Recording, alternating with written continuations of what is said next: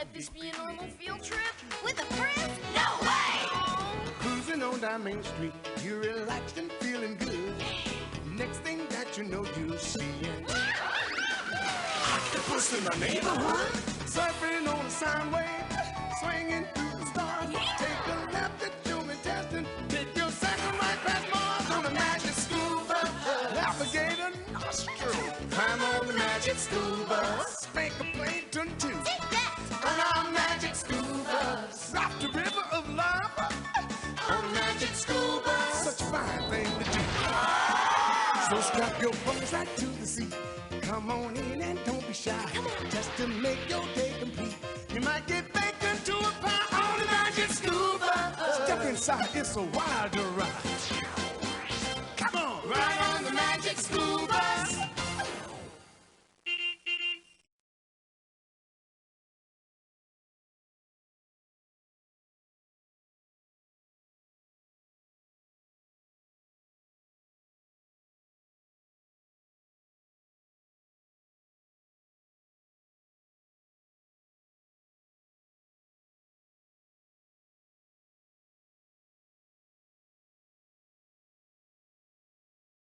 Now let's hit the beach.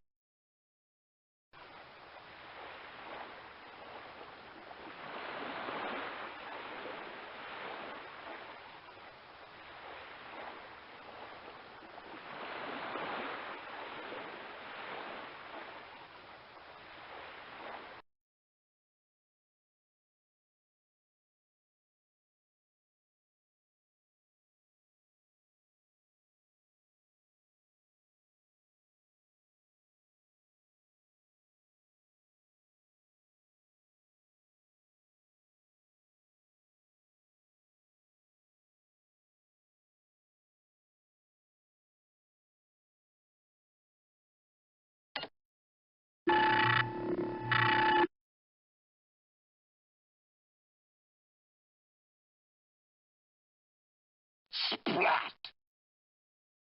Whiz! Splat! Wham! Wham! Ugh! Splat! Zip! Twang! Splat! Twang! Ugh! Ugh! Twang! Twang! Ugh! Splat! Ugh! Twang! Zonk! Zonk! Whiz! What? Zip! Ugh! Splat! Zonk! Zap! Ugh! Splat! Zonk! Splat! Ugh! Zonk! Splat! Twang! Twang! Splat! Twang! Wham! What? Zonk! Zap! Ugh! Zip! Zap! Twang! Twang! Twang! Twang! Twang!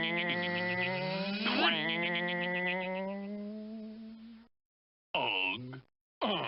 Twang! Twang! Splat! Zap! What? Splat! Ugh! Ugh! Ugh! Varum! Wham! Splat! Zonk! Zonk! Zonk! Splat! Varum! What? What? Zonk! Twang! Splat! Varum! Splat! What? Zonk! Zonk! Zap! Varum!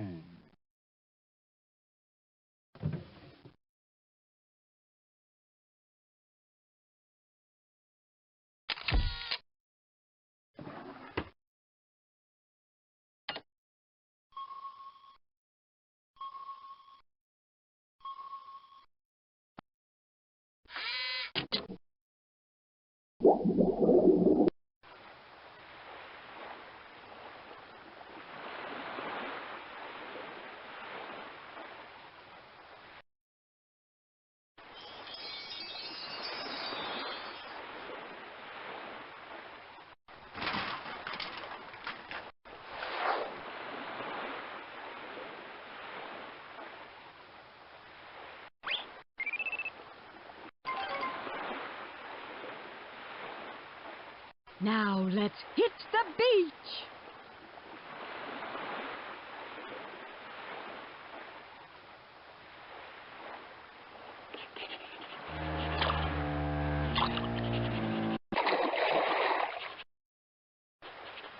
Don't be shy.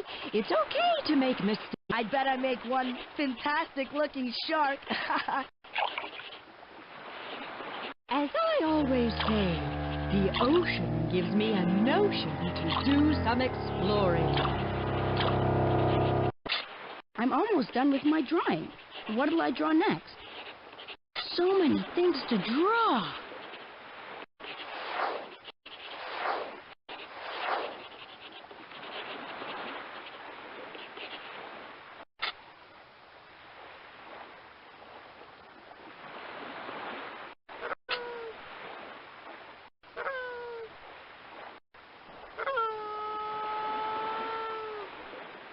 I don't see many animals.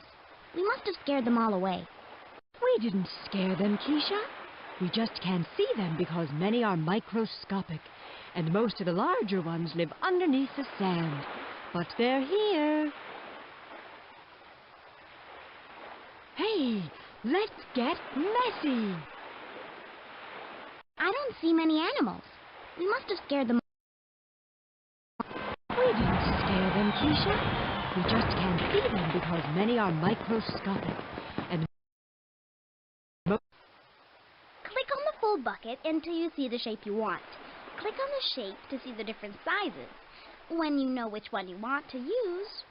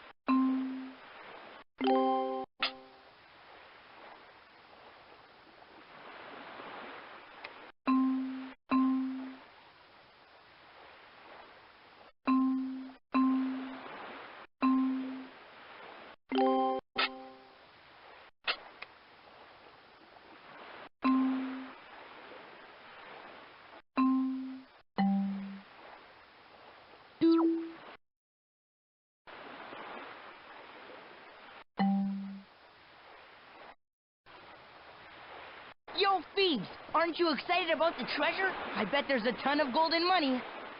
Ralphie, there are a lot more wonderful things to discover in the ocean than just money. Hey, let's get messy. Ooh, listen to this, everybody. Sounds like the ocean in here. Cool!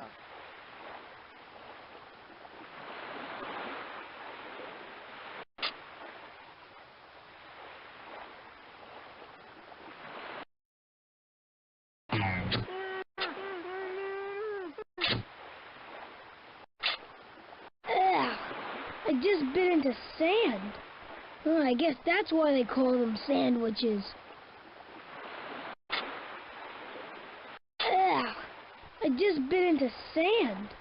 Oh, I guess that's why they call them sandwiches.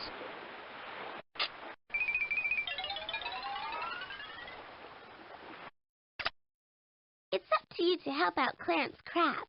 He's hungry for clams, but the seabirds are hungry for him. Click on the clams to make him eat, and click on the holes to help him hide.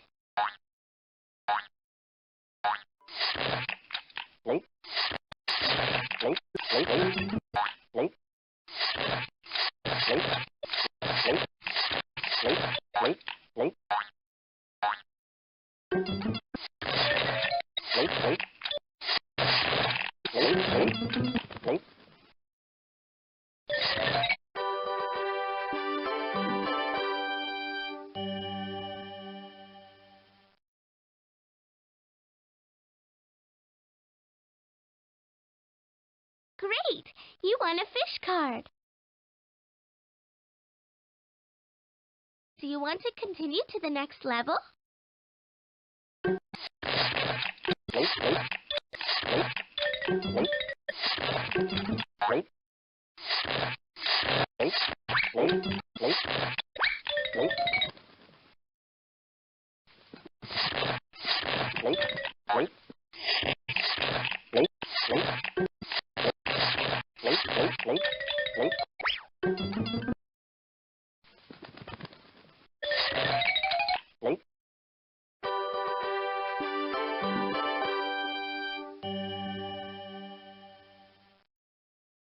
Wow!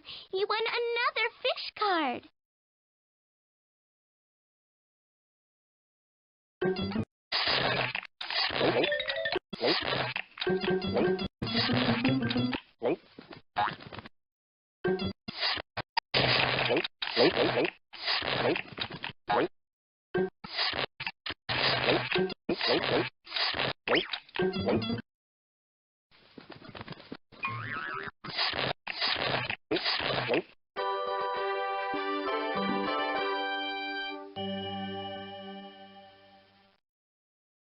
You just won another fish card!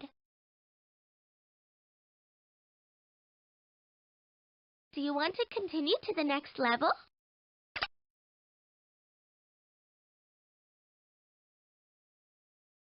Are you sure you want to quit this game? That was such a great game. Make sure to come back and win some more fish cards. Garbage is so ugly, and it's no good for the beach animals either. It should really be thrown away. Don't be shy. It's okay to make mistakes. Sea turtles are an endangered species. We should form a Save the Sea Turtles committee. I want to help the sea turtles too, but I don't think I have the energy for another one of her committees.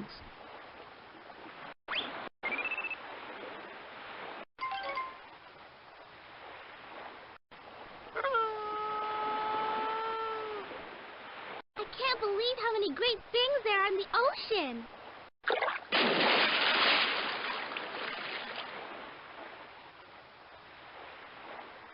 According to my research, one handful of wet sand contains about 10,000 microscopic animals. They're so small, we can't even see them without a microscope.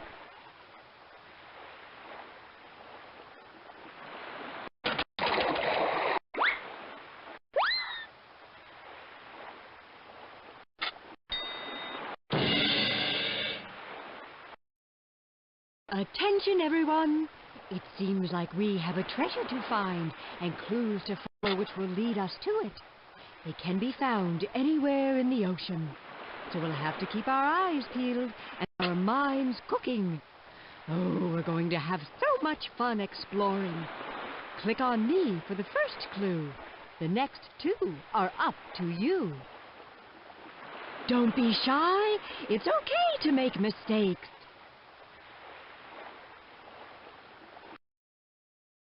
Experiment until you know the best type of sea bottom on which kelp can grow.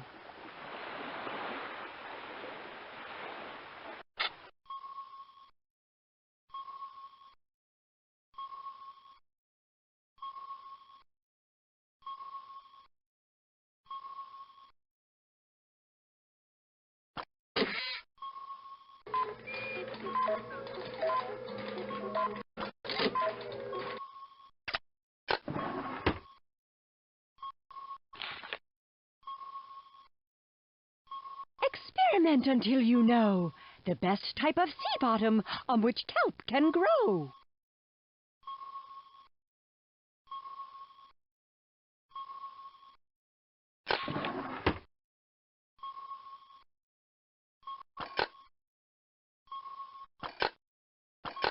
Click on the steering wheel to choose a destination. Then pull the gear shift to travel there. See that speaker on the top right? Click on it to hear the sound of the ocean. That porthole with the diver in it is our way outside. We could pull the lever on the fact machine to hear a funny fact by Clem the Clam. If you want to leave the game, click on the quit sign.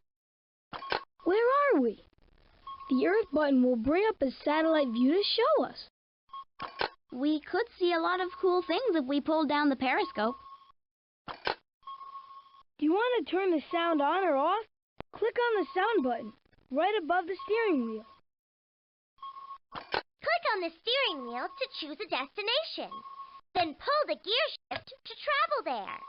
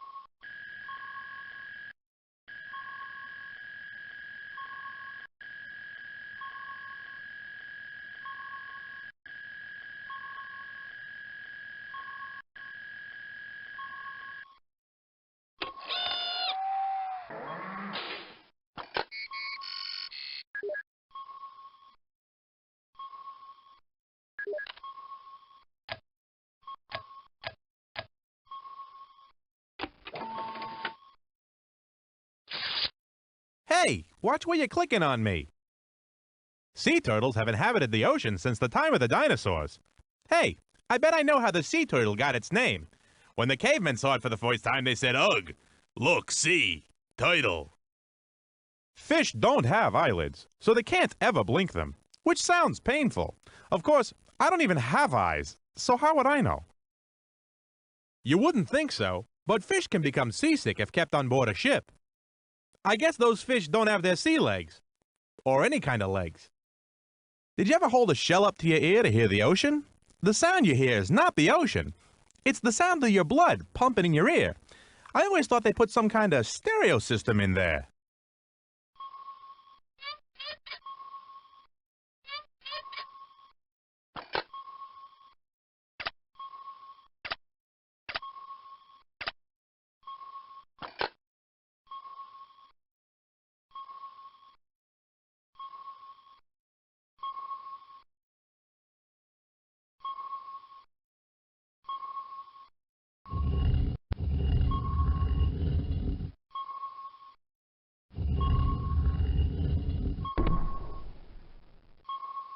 Come on, take some chances.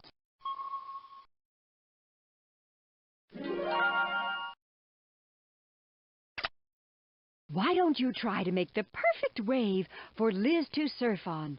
To change the slope of the ocean floor, click on one of the funnels on the right of the screen. To make the wind stronger or weaker, use the switch under the fan. Click on Liz to see her surf, and hang 10, dudes.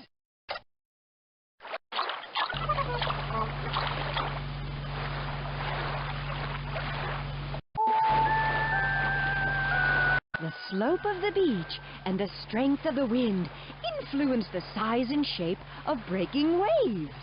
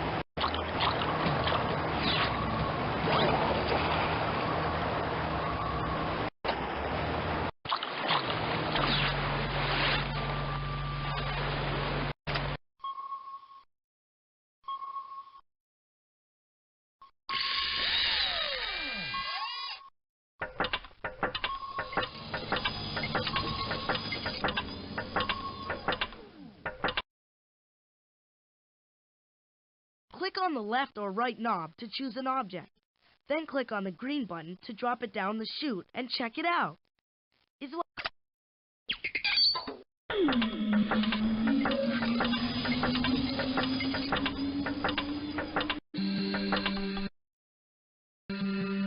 Gosh, that's a rock crab.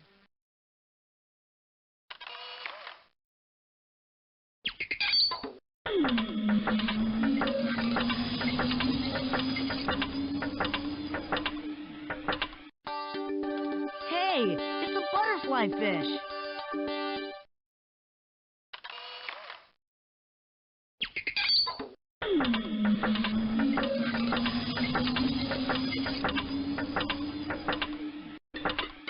A dog whelk.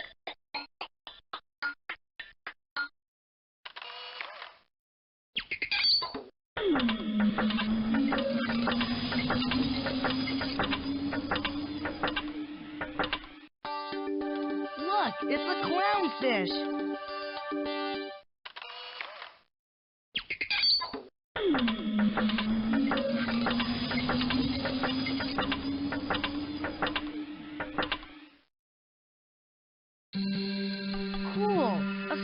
strawberry anemone.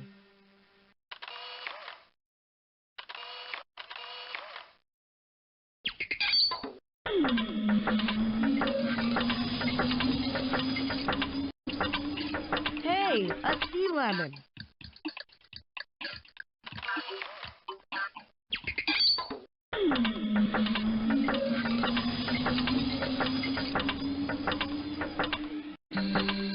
Check it out, sea lettuce.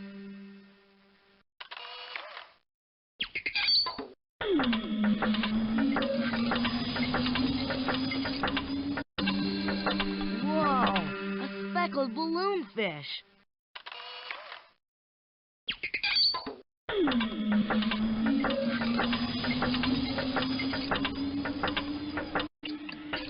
Wow, a flashlight fish.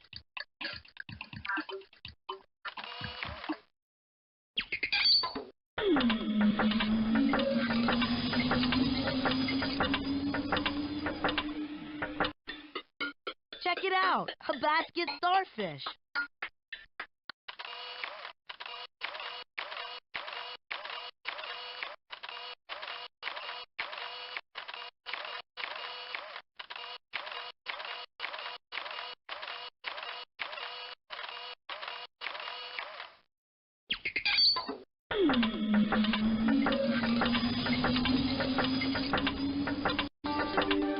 Wow, it's an arrow crab.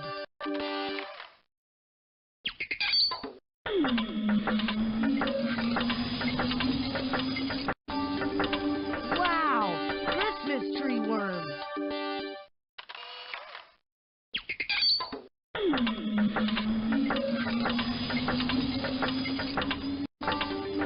Can you believe it? Acorn barnacle.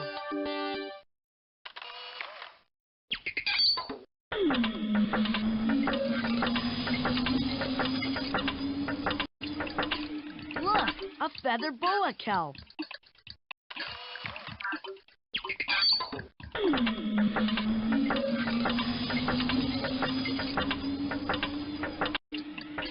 A trumpet fish.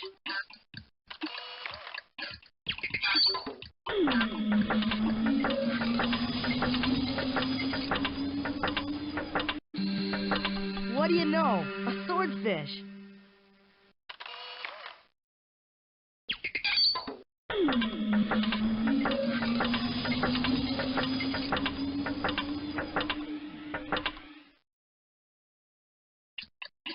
Hey, a sunfish.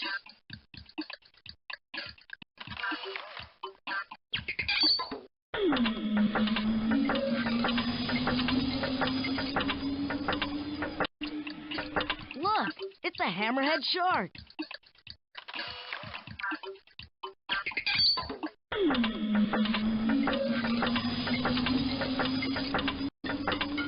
Hey, a horseshoe crab.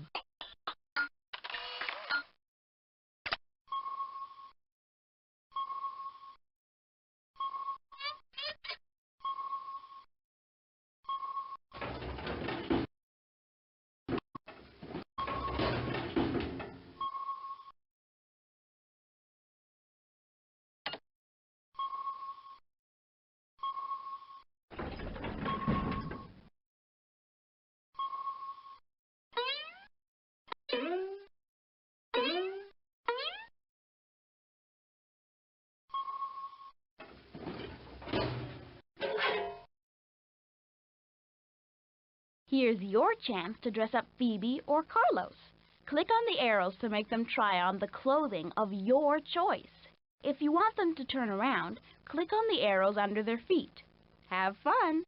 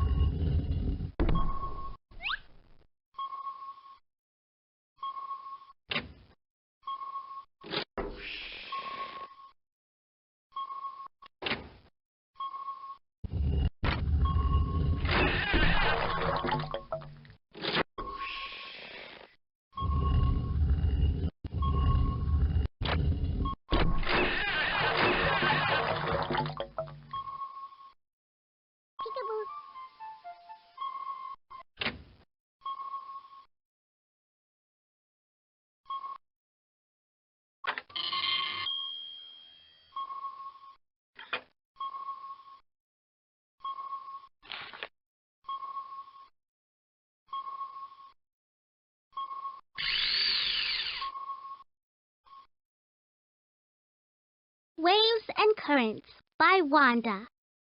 In many places, a current of water moves along the beach. This is called a longshore current because it moves along the shore. Swimmers and things washed into the water move down the shore with the current. The longshore current also moves lots of sand. That's why a beach is sometimes called a river of sand. Riptides actually don't have a thing to do with tides. They're caused when water in the longshore current breaks away and speeds back towards the ocean. If you ever get caught in a riptide, just swim along the shore and soon you'll be through it.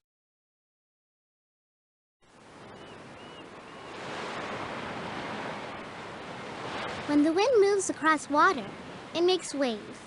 If the wind blows fast for a long time, the waves get really big. Then when a wave comes near the shore, the bottom of it drags on the sand and the top falls forward, and it breaks. That's when we see the white foam near the shore.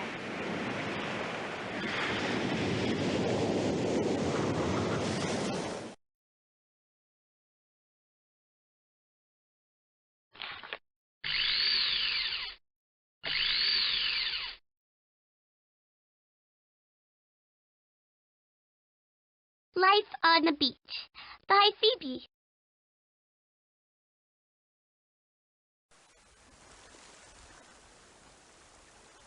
The ghost crab is one of the few animals tough enough to live in the drier sand above the tide.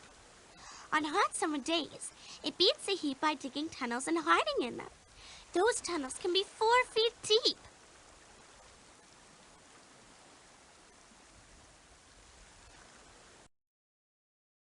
When waves come in, a mole crab hangs on by using its tail to anchor it in the sand.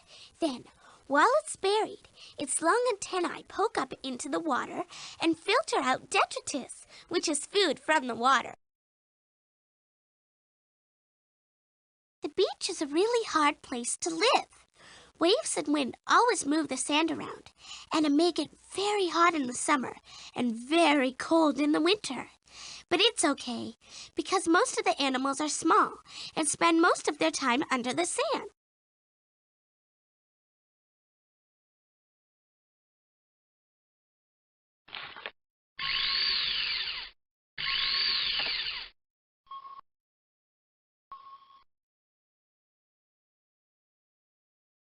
There are 7 species of sea turtles, and all of them are endangered. Besides the natural dangers, people can also harm turtles. In some places, people gather the eggs from the nest to sell them. Some people hunt turtles for food and leather and jewelry. Buildings built near beaches can destroy their nesting habitat, and trash can kill turtles if they eat it by mistake.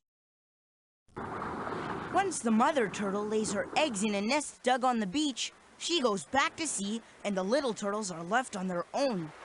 Animals like raccoons and coatis can destroy the nest and eggs. So can storms. If the turtles hatch and don't get eaten by ghost crabs or seabirds during their scurry to the sea, life is still hard. Scientists think that only 1 in 1,000 sea turtles lives to be an adult. turtles are the oldest living reptiles. They've been around for over 65 million years. Their streamlined shells and flippers make it easy to move in the ocean. Like all turtles, they have lungs, so they have to come to the surface to breathe. Sea turtles hardly ever come ashore, except the adult females, who lay their eggs in nests on the beach.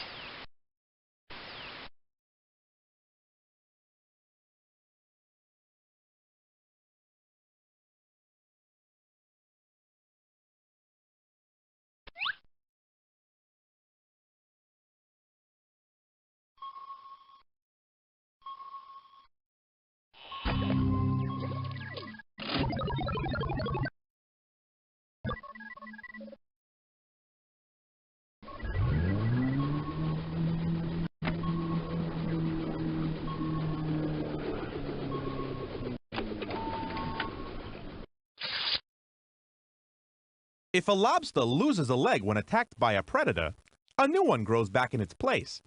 I guess it really knows how to get a leg up on its enemies. Limpets aren't very limp at all. They hold on the rocks with one of the strongest suction cups in the world.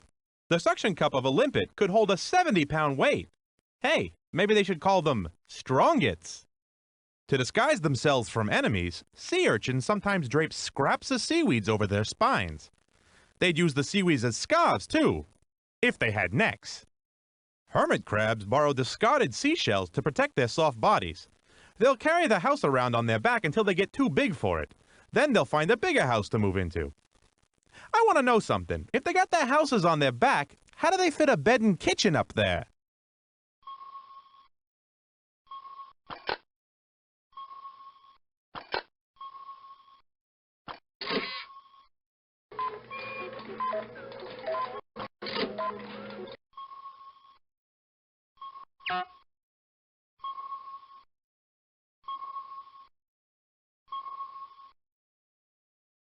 Do you want to browse through your fish card collection? Click on the top left drawer.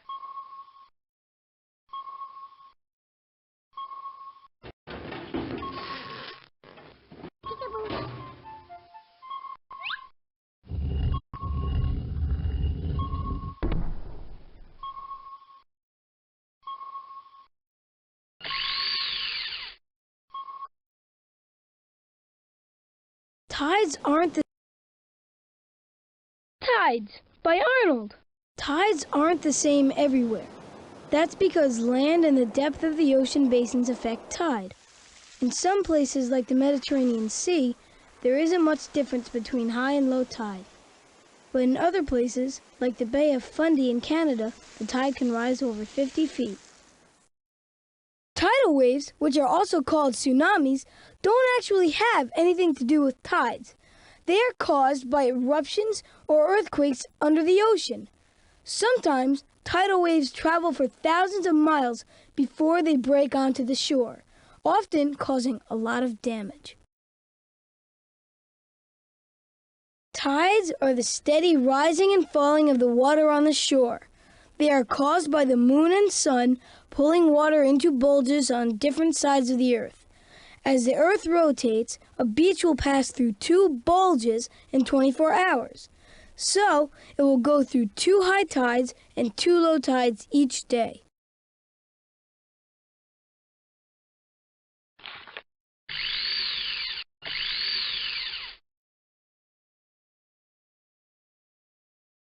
The Intertidal Zone by Dorothy Ann. More types of sea animals live in the middle zone because tides and waves carry food and oxygen for more hours of the day. Animals that live here, like mussels and barnacles, know how to stay put when waves come crashing against them. The lower zone is almost always covered by water, Animals found here, like sea urchins, sea stars, and sea anemones, are protected from air and temperature changes most of the time. They're more delicate than other tide pool animals, but still pretty tough. The intertidal zone is the part of the shore that gets covered up by water at high tide and uncovered at low tide. The upper zone is covered only during high tide. Animals that live here, like periwinkles, are designed to deal with temperature changes, which keep them from drying out.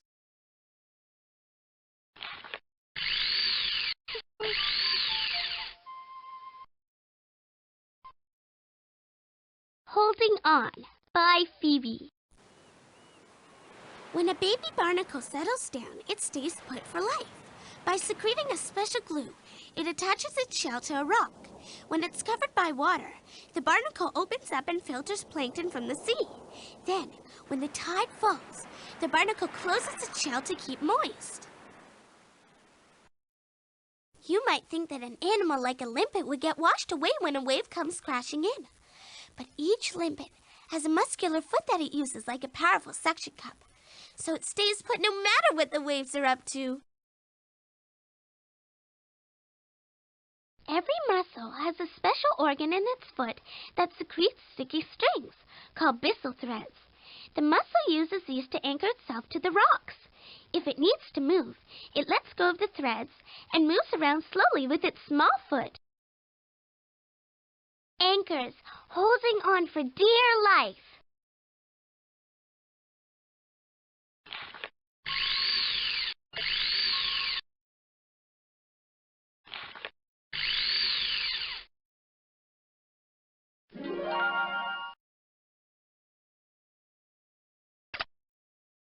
Okay, let's see how much you know about the animals that live in the tide pool. Click the reset button to see them all at the top of the chute. Then click on the red handle that will put the animal where you think it belongs. Upper, middle, or lower zone. If you're right, it stays. If not, you get to try again.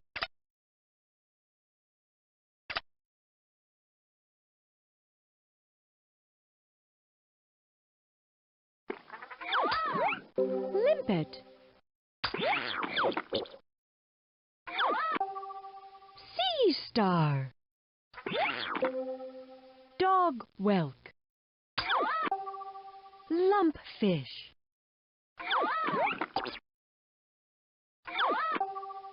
12-scale worm. Green crab. Limpet. Dog whelk.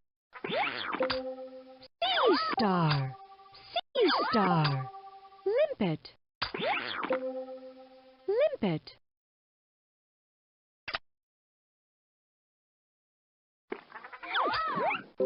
Sea anemone. Hermit crab. Brittle star. Sea star. Limpet. Limpet. Limpet. Sea anemone. Sea star. Sea anemone. Dog whelk. Dog whelk.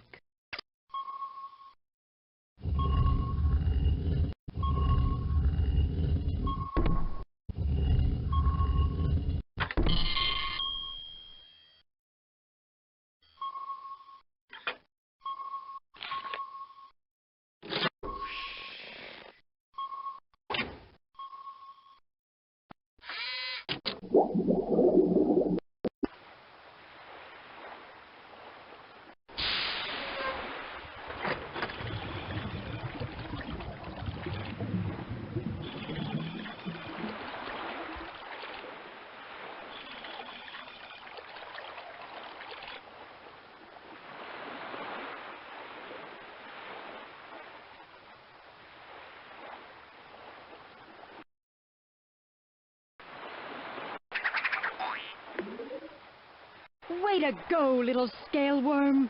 Rolling into a ball and away from predators is a terrific perfect form of protection.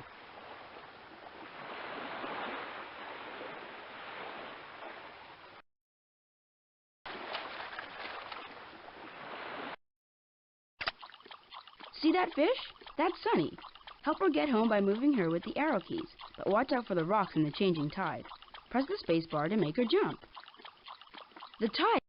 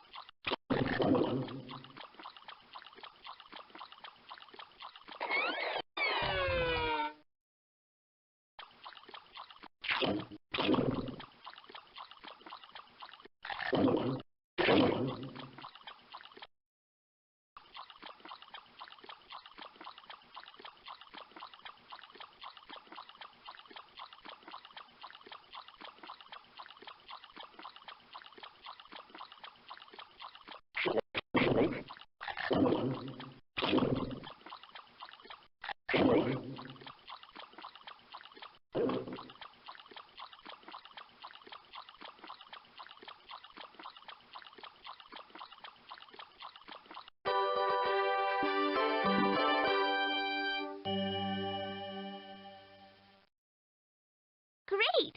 You won a fish card.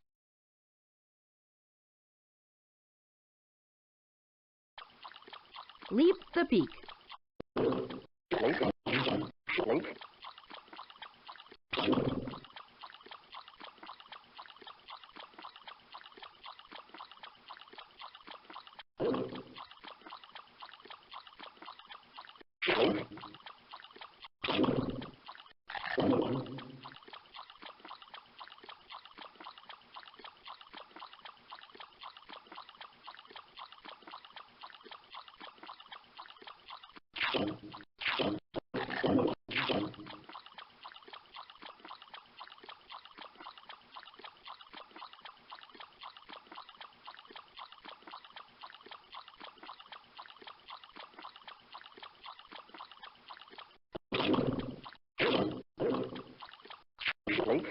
Bonus life.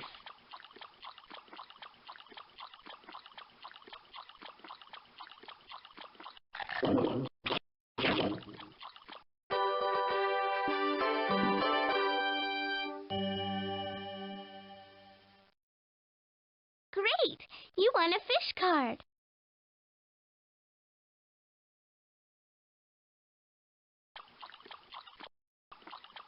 Aerial acrobatics.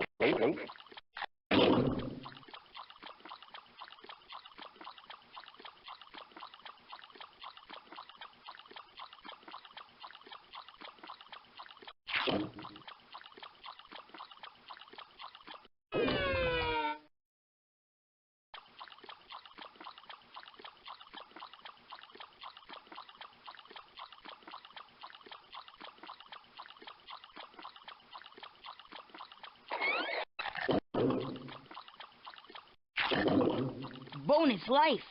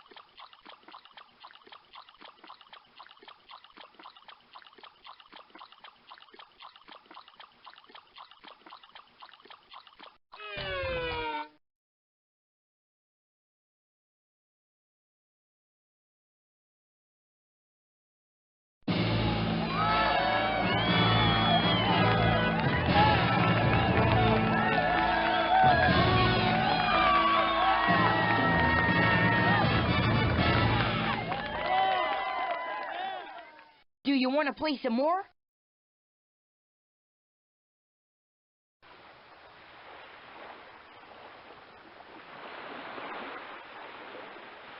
Oh, Tim, you're not thinking of taking that shell home, are you? If there's a hermit crab hiding in it, it'll die if you take it out of the tide pool. Never fear, Phoebe. It's empty, so don't worry.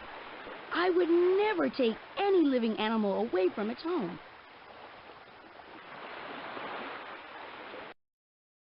Tim, watch how that dog whelk eats that mussel.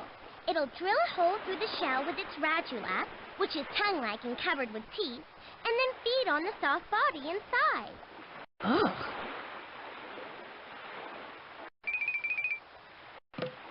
Did you see what I saw? That daisy brittle star just lost an arm. Daisy brittle stars can cast off an arm seized by a predator. That way, the predator gets a taste while the brittle star gets away. But the lost arm grows back.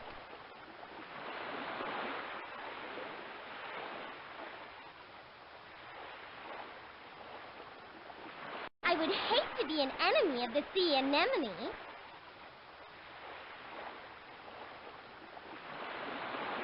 Miss Frizzle said that sea squirts draw water in through one of these tubes and filter plankton out to eat. Oh, that hermit crab is too big for its shell. Can't we help find it a new home? According to my research, it doesn't need our help. Whenever it gets too big for its shell, it just finds an empty shell with a better fit and moves right in. Living in a tide pool is so stressful. I'm amazed that so many animals can survive here. I still don't understand how tide pools get formed in the first place. The tide is always going in and out, but sometimes the water gets stuck in rocky areas. It makes little pools for the animals to hang out in. I wonder if the animals ever get sick. Of course they do. Haven't you ever heard of being seasick? Look at this poor rockweed. It must get all dried out when the tide goes down. Don't worry, Phoebes. Rockweeds can lose almost all the water in their bodies and still be okay until the tide comes in again.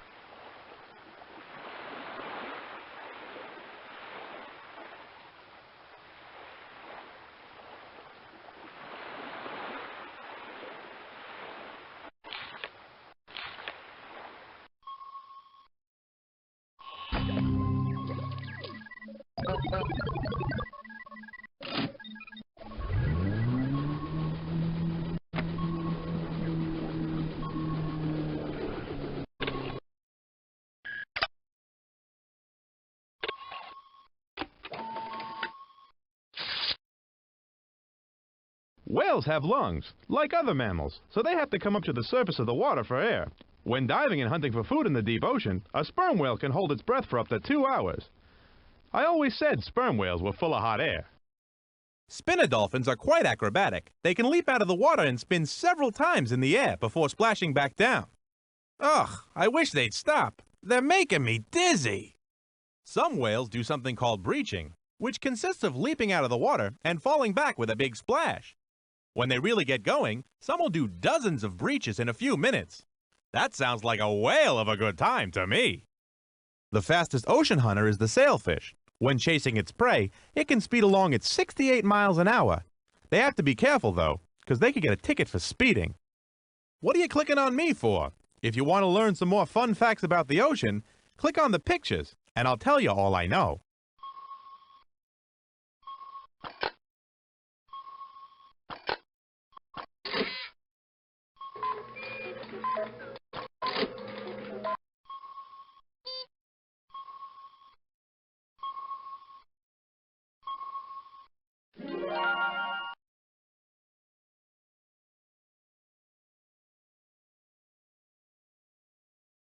How fast a fish can you design? To find out, select a tail shape, how thick you want the body to be, and a body shape. Then, click on the green button on the bottom of the screen to take your fish to the racing pool. When you get there, click on the green light at the top to start the race against a tuna. To get back to your fish design studio, click on the fish on the bottom of the screen.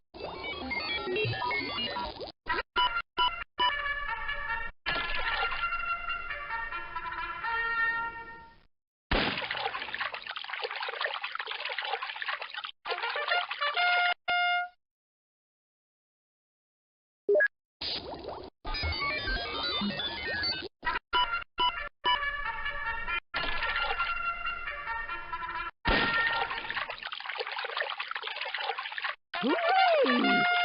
You made a sailfish, the fastest fish in the ocean. No wonder it beat the tuna.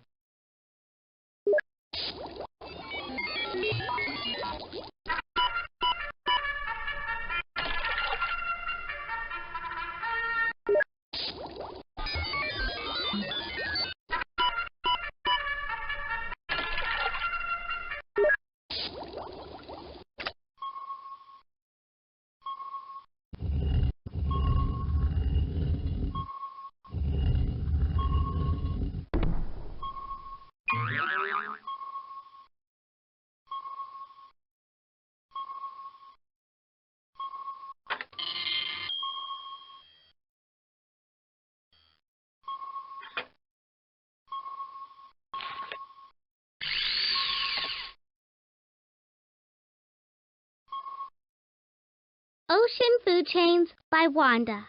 No weak links. There are a bunch of food chains in the ocean. Many plants and animals are links in more than one chain. Pollution or overfishing of one kind of animal may weaken or break a link and affect all the other animals in the chain, including people. That's why it's so important to keep the ocean clean and be wise about using its resources. From plant to top predator, zooplankton are bizarre-looking animals that eat phytoplankton. The most common type of zooplankton in the ocean is the copepod, which is related to crabs and shrimp. And boy, do they like to eat phytoplankton. Fish like herring use structures called gill rakers to strain the tiny copepods from the water. Then large fish like mackerel eat these fish, and then they might get eaten by a large tuna. I eat tuna sandwiches, so I guess that makes me the top predator. Phytoplankton are tiny plant-like organisms that drift in the upper sunlit parts of the ocean. Like plants and seaweeds, they make their own food by using the sun's energy.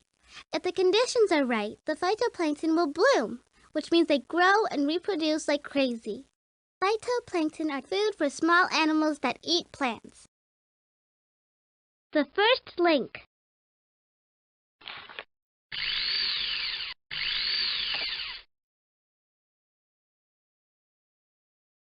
Nowhere to Hide by Arnold. The Invisible Hiding Place. One of the easiest ways to hide in the open ocean is to disappear by being transparent.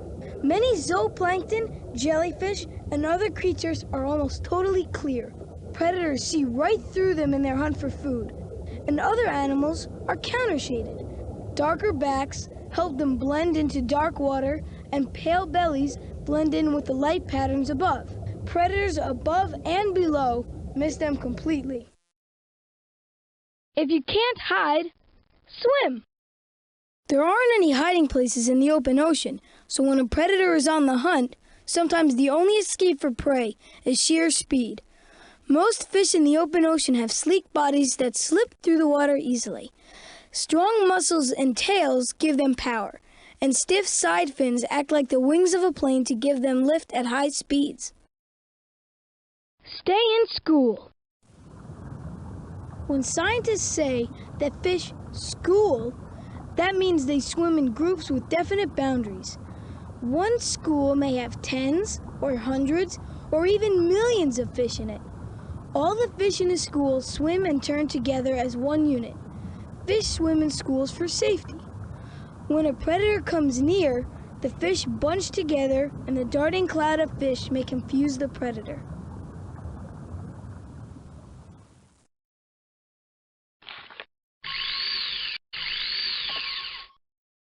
Antarctica by Ralphie. Penguins. Penguins are flightless birds which are adapted to living in the cold of the Antarctic. They don't move too smoothly on land, but they can really fly through the water when they hunt for krill and other food. Of the 18 kinds of penguins, the emperor penguin is the largest. Male emperor penguins hatch each egg.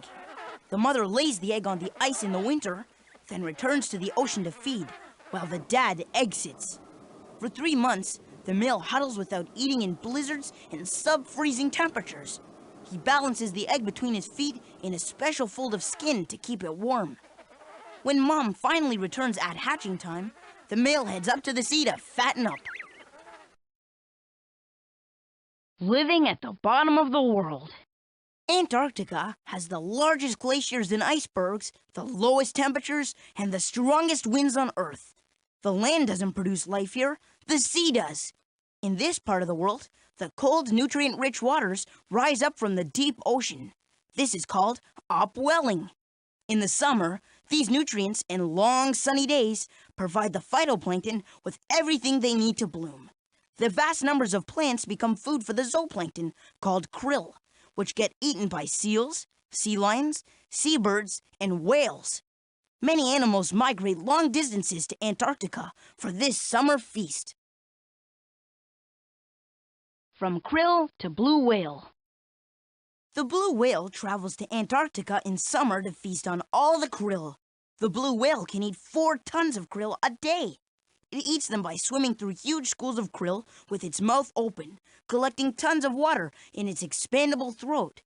Then it closes its mouth and strains the water out through 300 bristly baleen plates, which leaves the krill in its mouth. With a lick of its car-sized tongue, the meal is swept down the whale's throat.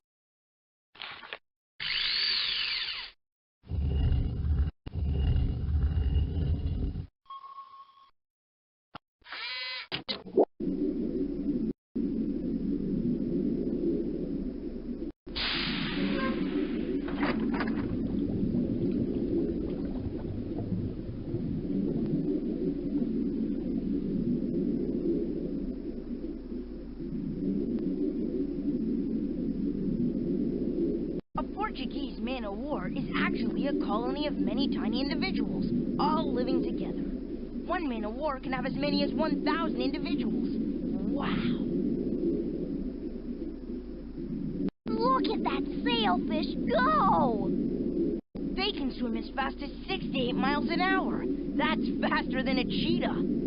Hey, even cars aren't allowed to go that fast.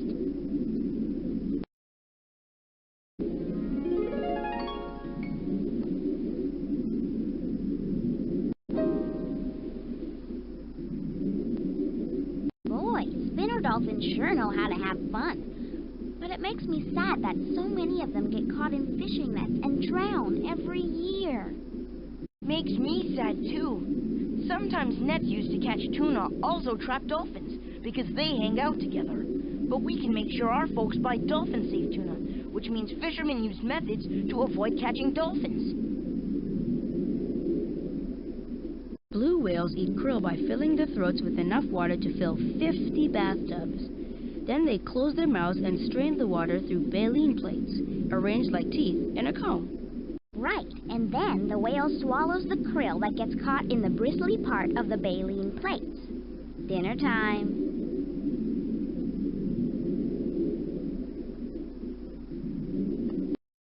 Now it's time to get small and check out the plankton down here.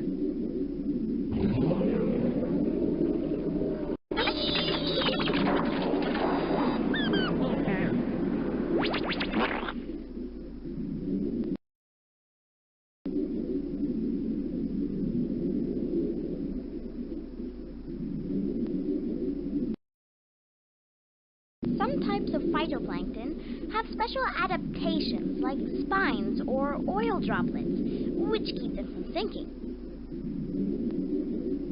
Phytoplankton are food for small animals that eat plants.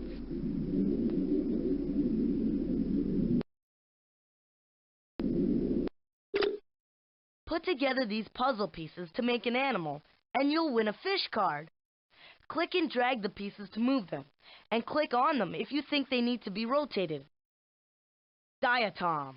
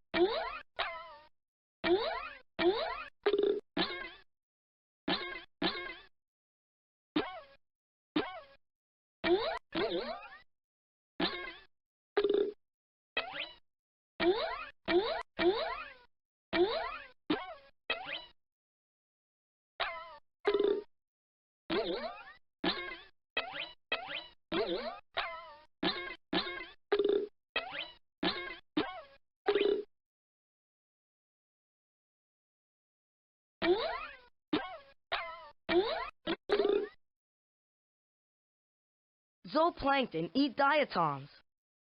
Great! You won a fish card.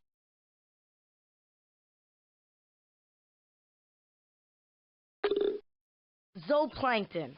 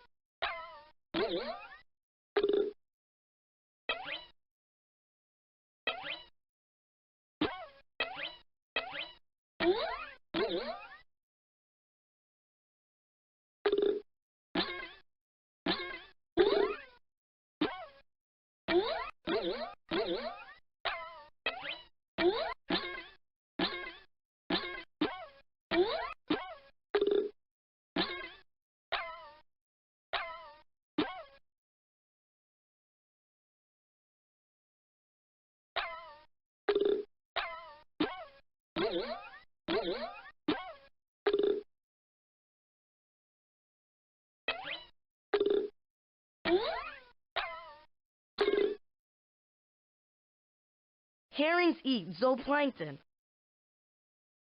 Great! You won a fish card.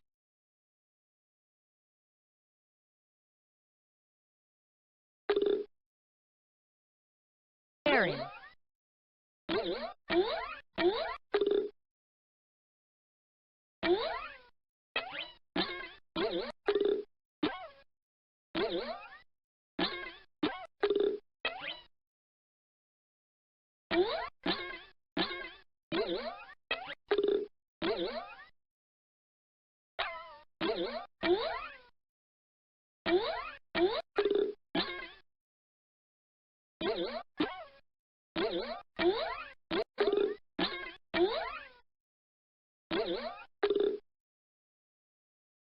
Tunas eat herrings.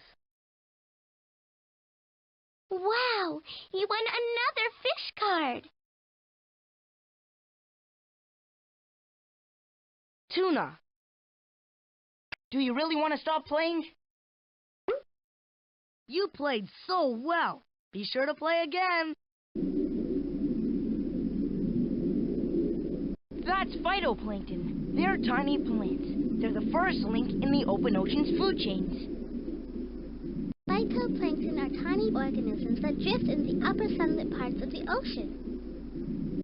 Some types of phytoplankton have special adaptations like spines or oil droplets, which keep them from sinking. Diatom.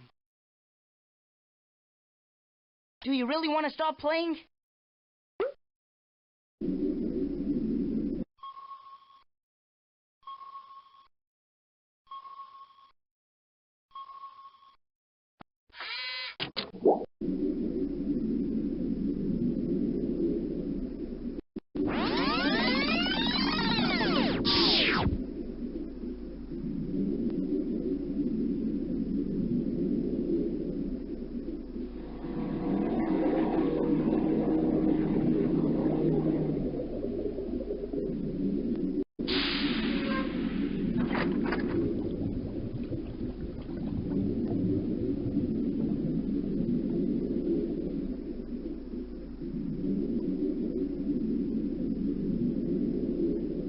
Animals that live in the open ocean depend on things like light, temperature, and water currents. Whoa, check out that orca. Wow!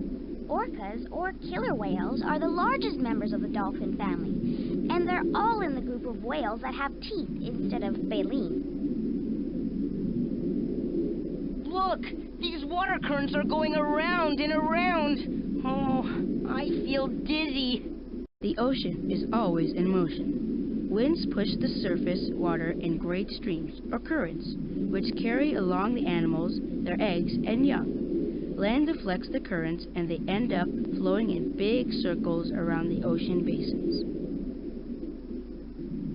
These animals that live in the open ocean depend on things like light, temperature, and water currents. I've heard that whales are really intelligent.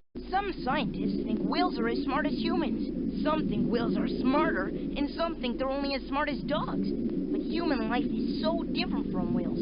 I don't know how anyone could tell.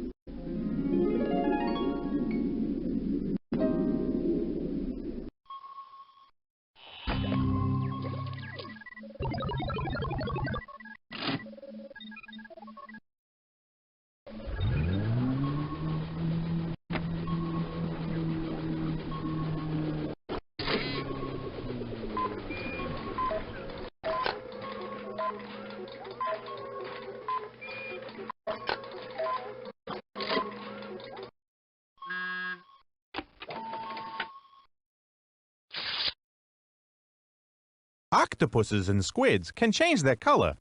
They use these changing colors to communicate to each other. I wonder if they use loud colors to yell at each other. Some sea cucumbers protect themselves by spitting their insides out at their attackers. While enemies snack on their guts, the sea cucumber gets away. They grow back all the lost parts. I guess it takes a lot of guts to be a sea cucumber.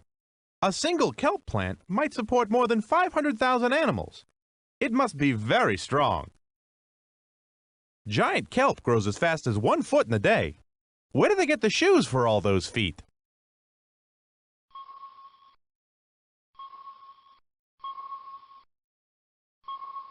Do you feel like dressing me up? Click on the middle drawer.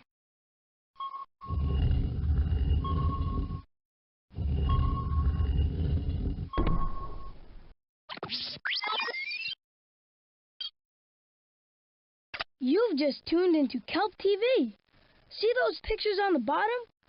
Click on one and make it appear on the big screen. Then move your mouse over the screen and watch what happens.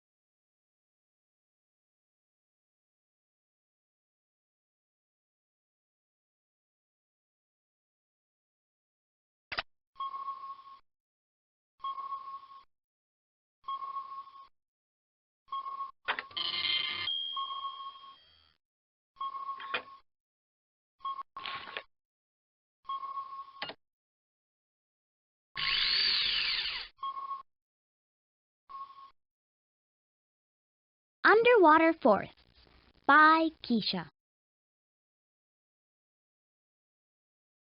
Important parts of the plant. Kelp plants have 3 main parts: a holdfast, the stipe, and the blades. The holdfast looks like the roots of a tree. It holds fast to the bottom so the kelp plant does not float away. The stipe, which looks like a tree trunk, grows up through the water so the blades can get more sunlight. Some stipes have special balloons filled with gas which helps the blades float up near the sunlit waters. The blades of a kelp are like leaves, where photosynthesis takes place and where nutrients are absorbed from the water. Trees of the sea. There are seaweeds called kelps which grow to be bigger than many trees on land. The giant kelp is a brown seaweed that can get to be 200 feet high. When lots of kelp plants grow near each other, we call that a kelp forest. Just like the trees in the forests on land, the kelp plants provide homes for many animals. Forest design. Like a forest on land, the kelp forest has 3 layers, or habitats. The kelp blades that float on the surface of the water form the canopy. The understory is made up of smaller kelp plants which don't reach the surface. And the bottom is covered with algae and many other kinds of ocean life. Animals are found in every layer of the kelp forest.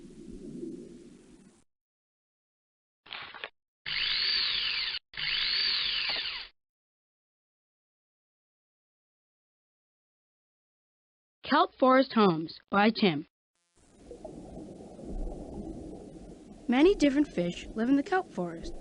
Giant kelpfish hide among the kelp blades, safely camouflaged, while the garibaldies are easily seen. Fish like the sheephead feed close to the bottom, watching out for the occasional shark. Bat rays and other stingrays also live and hunt in the kelp. Fish in the forest. Holdfast home. A kelp's holdfast is a protected home for many animals.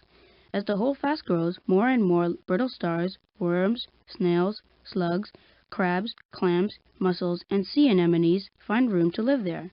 One holdfast might be home to 175 species or kinds of animals. Kelp critters. A kelp forest provides homes, food, and protection for many kinds of animals. The blades and stipe are home to small possum shrimp, kelp crabs, and snails. Small fish can find good hiding places and food here. Gulls and other seabirds hang out on the thick mats at the surface when they're looking for dinner. Even otters use the kelp blades to anchor themselves and to tie up their pups.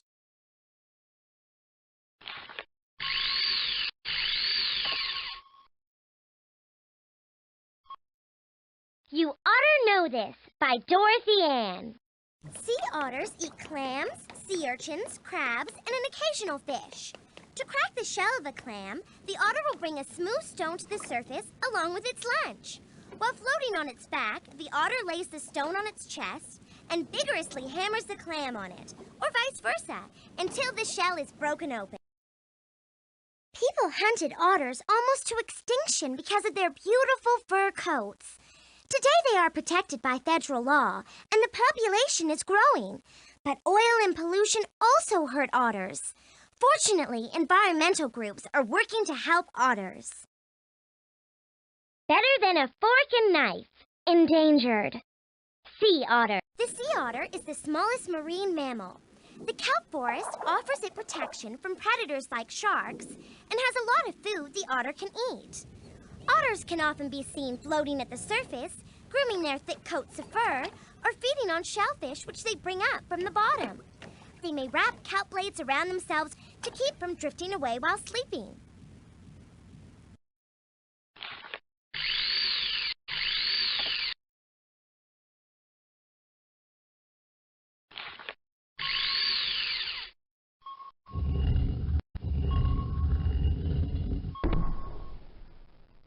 Learning about the ocean is more than just a day at the beach.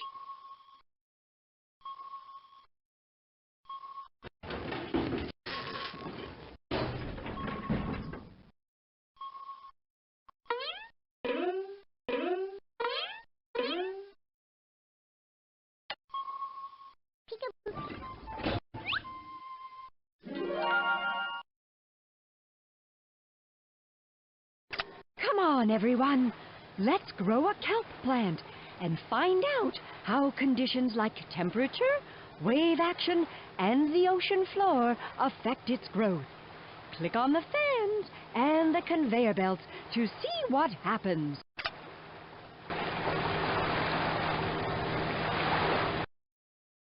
Now the sea is so calm.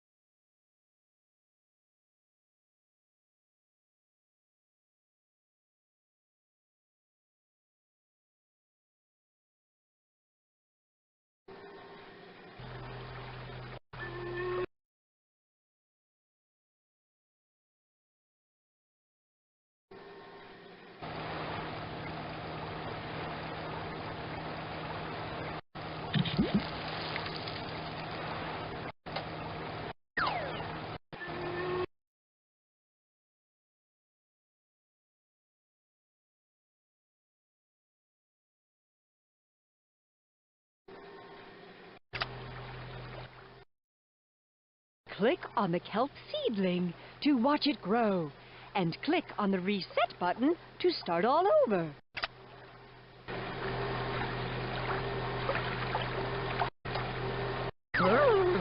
The water's getting colder.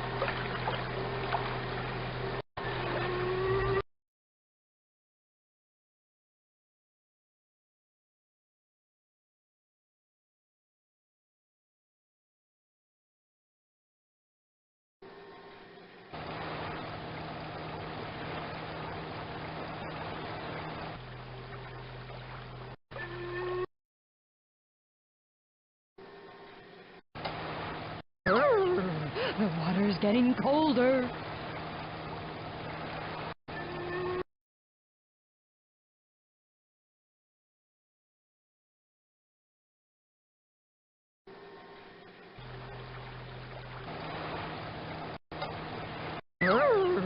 The water's getting colder.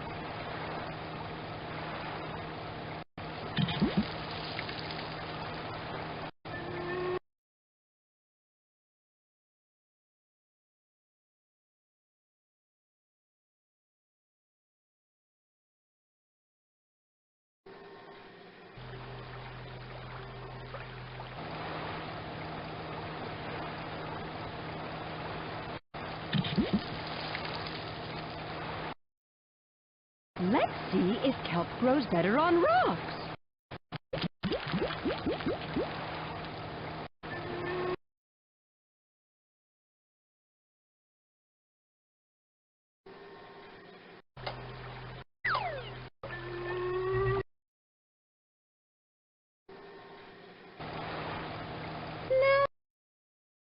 Now the sea is those waves.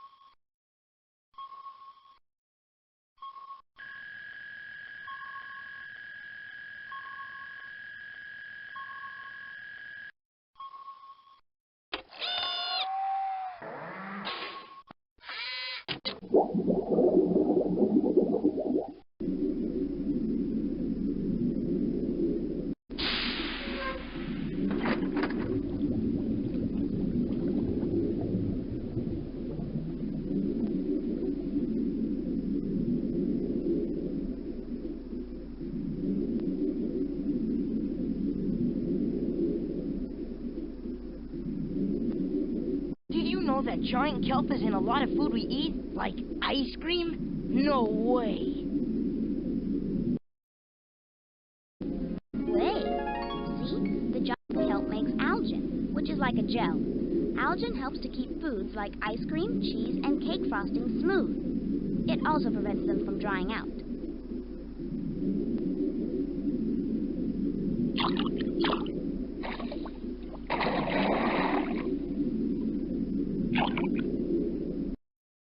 Now you see it, now you don't. Camouflage is the best protection if you're a kelp fish.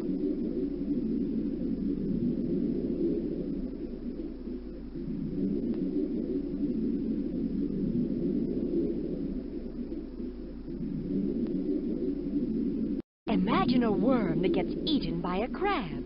Then that crab gets eaten by an octopus. That's the food chain. Hey, it's abalone. Some people think it's really delicious, and that's no baloney. Carlos, did you know that the kelp forest gives tons of animals a place to live?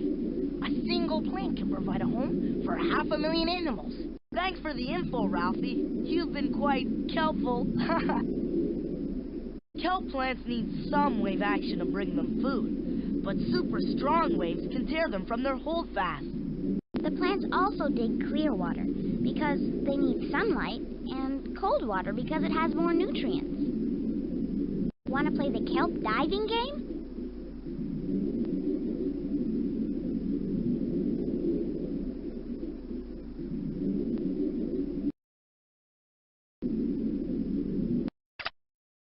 What a mess!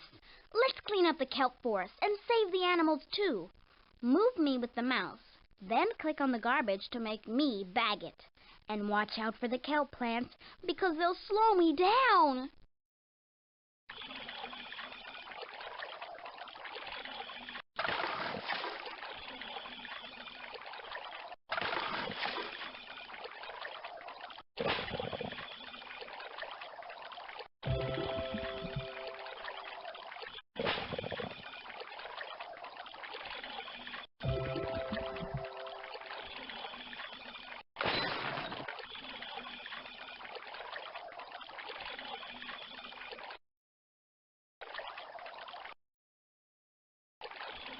Great! You won a fish card.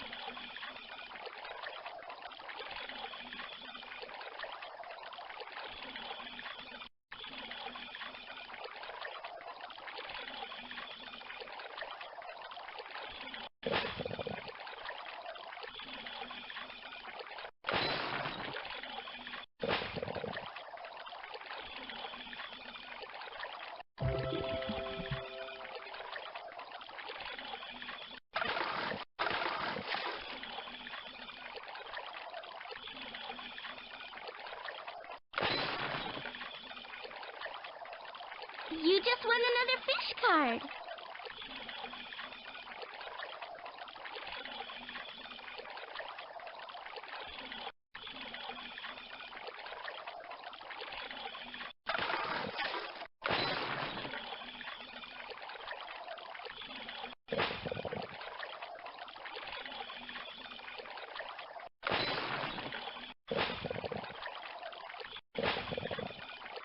Wow! You won another fish card.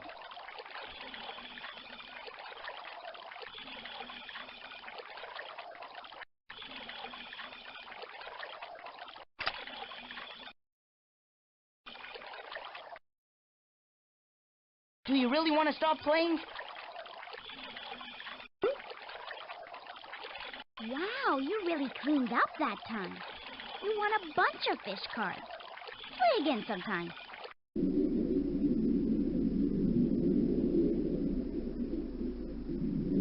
Imagine a worm that gets eaten by a crab. Then that crab gets eaten by an octopus. That's the food chain. Garbage like this can kill marine animals. We need to keep the ocean clean.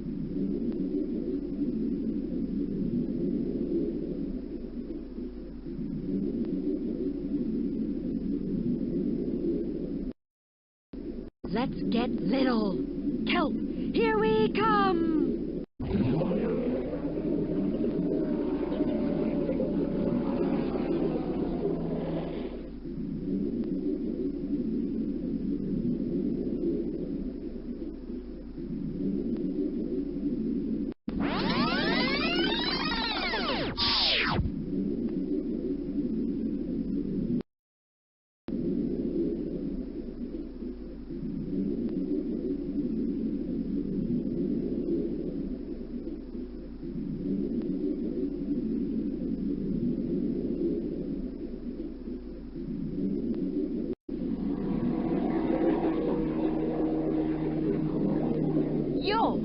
Some kelp plants have balloons filled with gas. They help the blades float near the surface of the water, so they can hang out in the sun. Some kelp plants have balloons filled with gas. They help the blades float near the surface of the water, so they can hang out in the sun.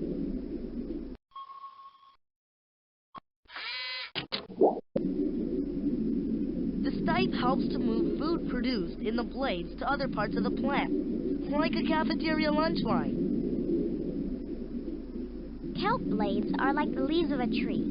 The blades do photosynthesis and also absorb nutrients from the water so they can make food.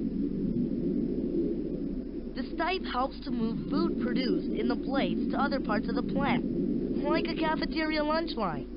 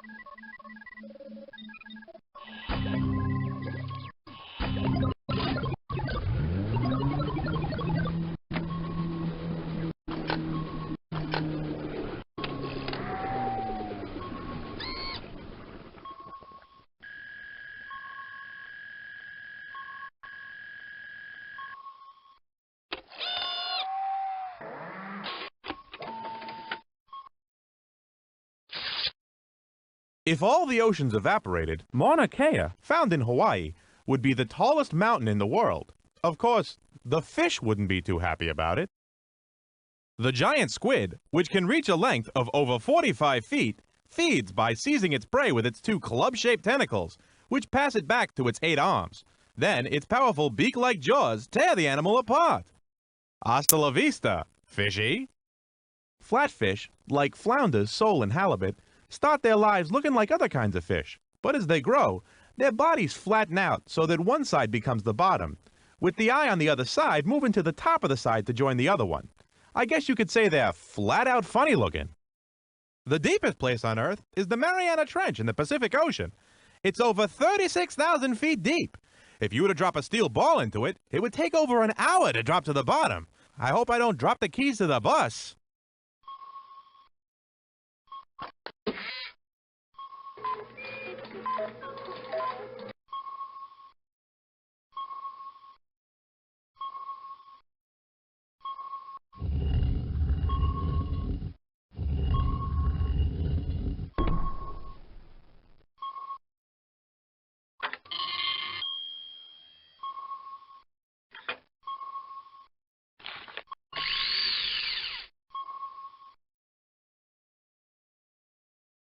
Inner Space by Phoebe.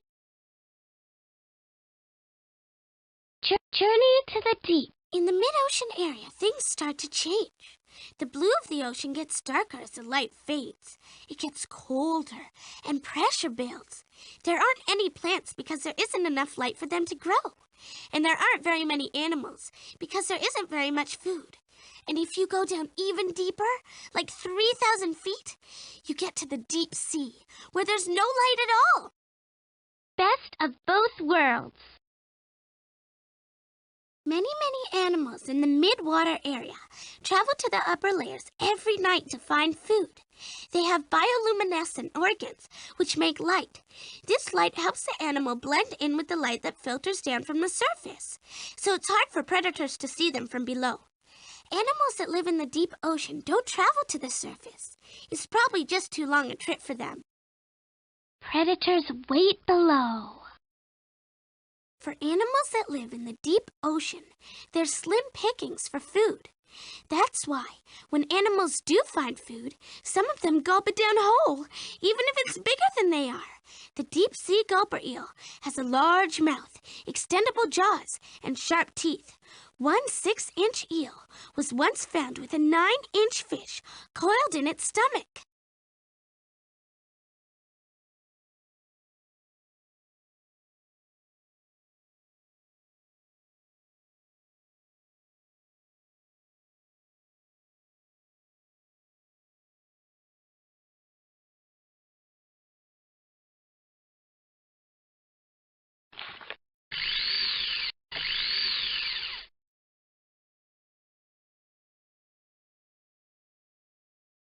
Strange Creatures of the Deep by Wanda. Anglerfish. Female anglerfish catch prey with a glowing, wriggling worm-like lure at the tip of a spine coming out of its head. Fish that come near to investigate the lure get sucked into the anglerfish's mouth. Male anglerfish are tiny, and when a male and female meet, the male attaches to the female and gradually becomes part of her. Their bloodstreams connect, and the food she eats feeds him too.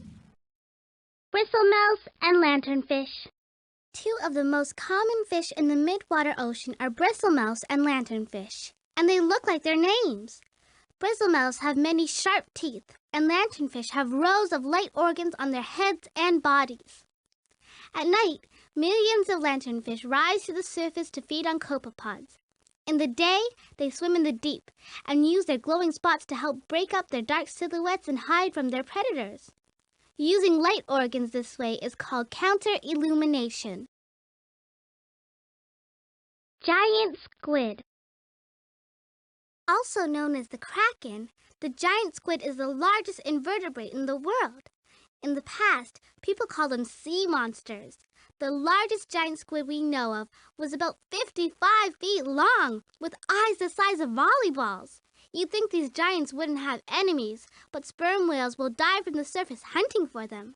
Scientists think they do battle in the deep sea.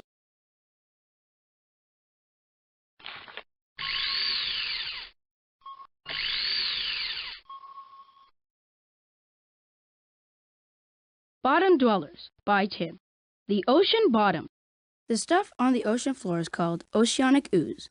It's a fine mud that's made up of the skeletal remains of plankton.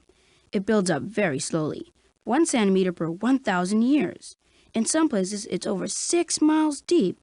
Bottom dwellers, like clams and sea urchins, burrow in the ooze or lie on the top eating the detritus which manages to settle on it. Standing tall. Some deep-sea animals have adaptations to lift them above the ooze. The long, stiff tail and the side fins of the tripod fish act like stilts. Above the mud, it faces into the current, waiting to snap up a passing meal. Sea spiders, which are not really spiders at all, pick their way along the floor on long, spindly legs. They can be as large as 30 inches across, and they prey on other invertebrates by sucking out their soft parts.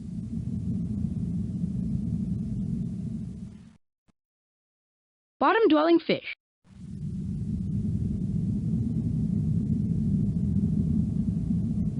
Fish like rattails, cusk-eels, and these hagfishes are the garbage collectors of the deep ocean.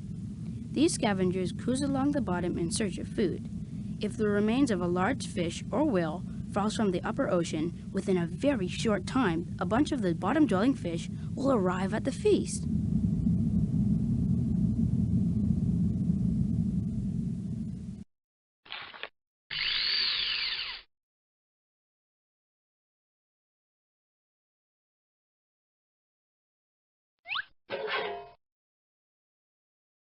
Here's your chance to dress up Phoebe or Carlos.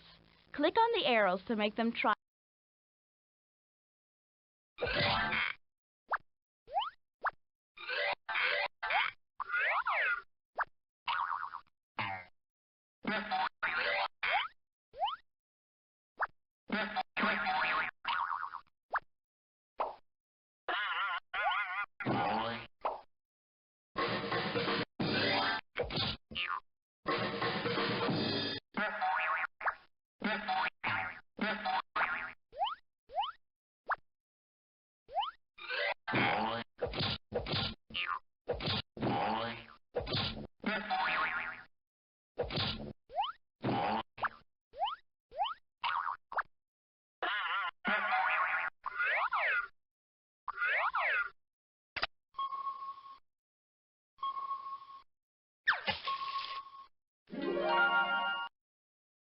All right, everyone.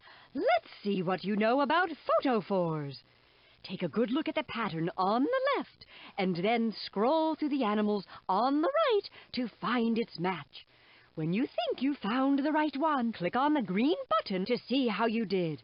Good luck!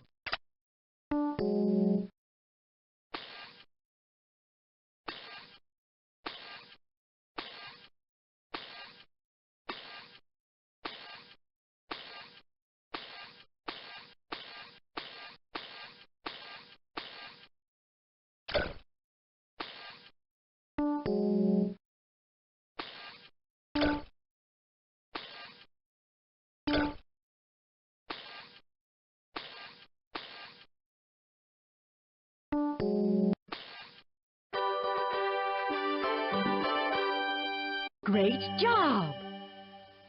Lanternfish.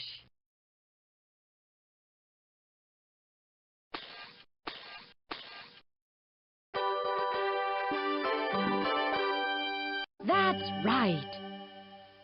Gulper eel.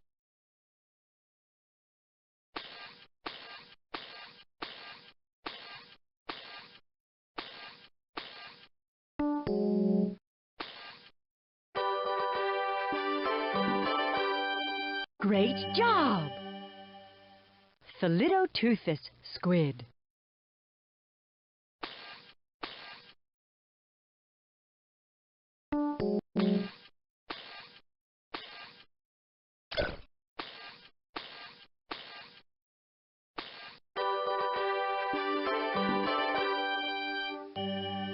Flashlight fish.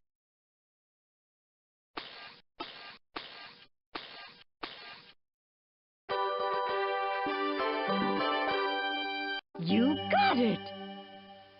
Male stomiatid.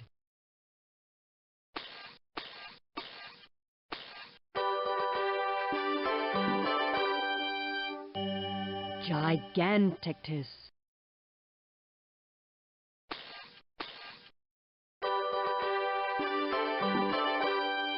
Great job! Hatchet fish.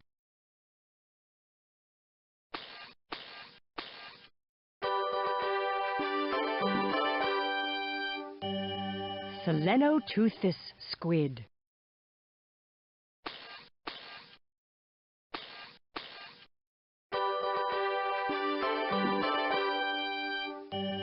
Dragonfish.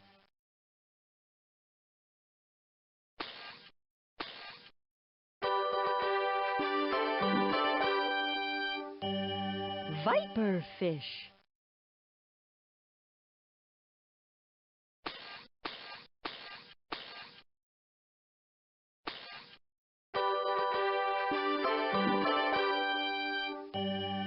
Thalidotuthis squid.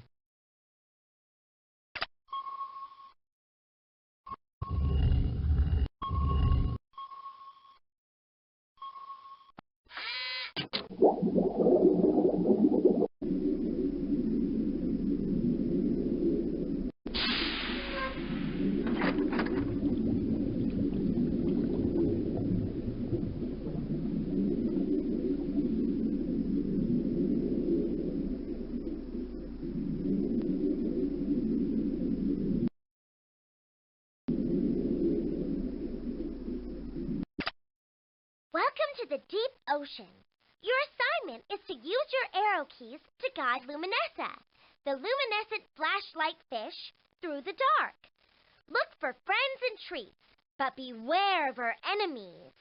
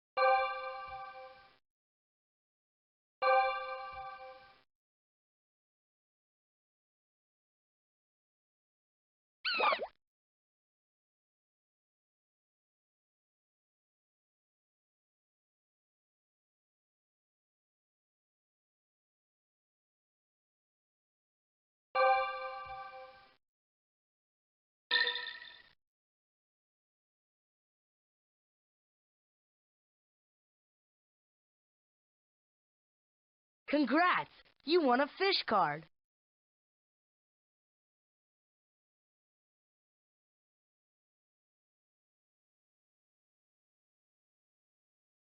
Dangerous waters.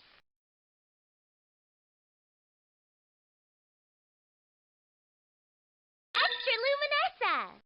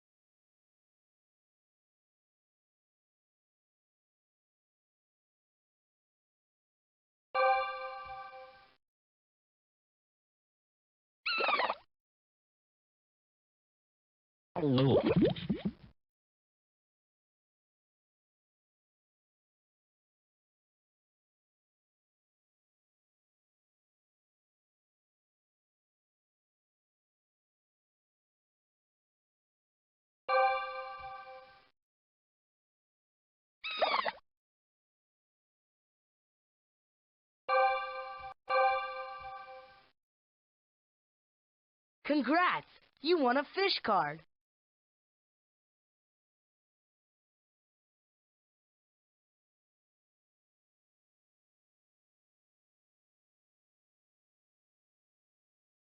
Motion in the deep ocean.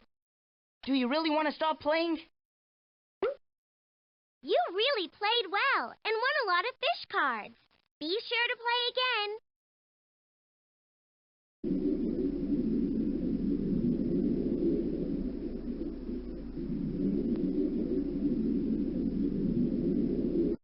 Life in the dark is tricky, but not for the lanternfish. They're bioluminescent, which means they make their own light.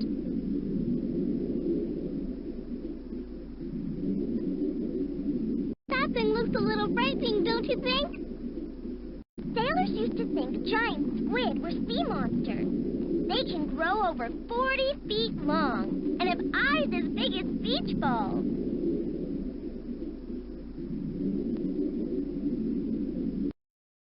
Cool. Some food from above for the bottom dwellers. That hagfish will bore into the body of the dead fish. Gnaw out the intestines first, then eat the meat. All it leaves behind is skin and bones. Yuck! Remind me not to invite him over to dinner. Sperm whales dive 2 miles in search of giant squid, and they produce a huge sound to stun them. Then they can swallow the giant squid whole. The stuff on the ocean floor can be 900 feet deep and millions of years old. It's very interesting to muse on the ooze. A lot of animals down here get their food by waiting for it to sink from above. I think that must make life pretty hard. It is my understanding that the deep ocean is fascinating to explore.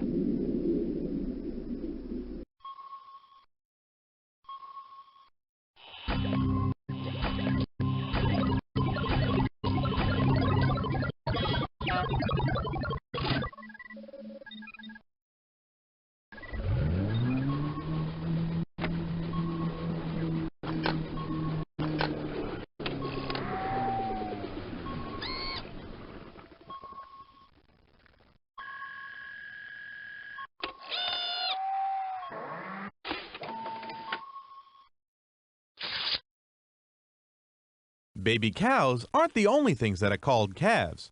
A baby whale is also called a calf. I hope that fact amuses you. Lemon sharks give birth to 10 to 13 live baby sharks at a time. The little sharks are called pups. I don't even want to think about the diaper situation. The sides and belly of the dragonfish aligns with organs that give off light, which draws prey towards it and lures mating partners in. Sounds like a disco to me. The gray whale can grow to be 50 feet long and weigh as much as 35 tons. Their tongues weigh about as much as a small family car, but don't try to drive one without a license.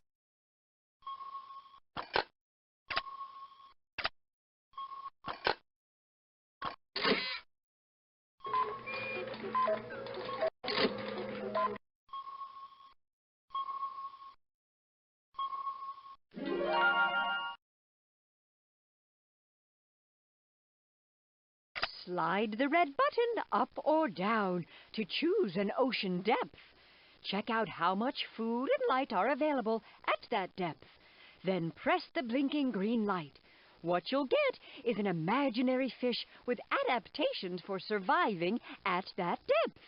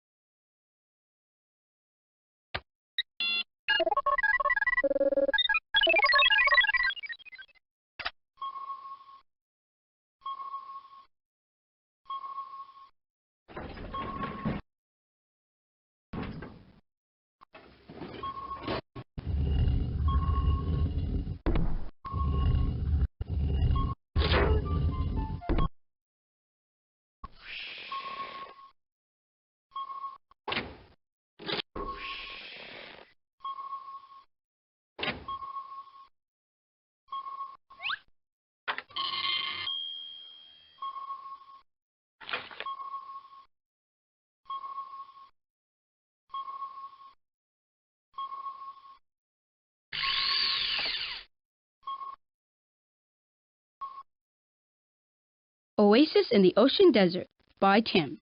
Alvin discovers deep sea vents. Alvin is a mid-range submersible that operates in the ocean depths down to 13,000 feet. Since 1964, Alvin has made over 12,000 scientific dives. Alvin is about 25 feet long and carries a pilot and 2 observers. Special arms allow it to take temperature and other readings and collect bottom samples and different organisms. Lights and video cameras let Alvin record the area it visits. In 1979, Alvin carried the first people down to explore the deep sea vents. Chimneys and black smokers. One kind of hot vent is called a chimney, or black smoker. With this kind of vent, jets of superheated water spew from the openings. When the hot water meets cold seawater, dissolved minerals like iron, copper, and zinc come out of the solution and build mineral chimneys. They can be as high as 150 feet. Another type of vent is like a hot water spring. The water escaping from these may already be cooled with seawater, so it streams out gently and is clear. Deep sea water heaters. Sea vents occur along the mid-ocean ridge, the underwater mountain range where the seafloor is spreading. When the seafloor pulls apart, hot lava rises from inside the earth to fill the gap. It cools down in the cold seawater, and the new crust cracks. Seawater seeps inside. The water heats up and is forced back up, escaping through vents. It can get as hot as 700 degrees Fahrenheit. The hot water has many minerals and chemicals in it, including hydrogen sulfide. Bacteria use this chemical to make their own food and become the base of a new food chain.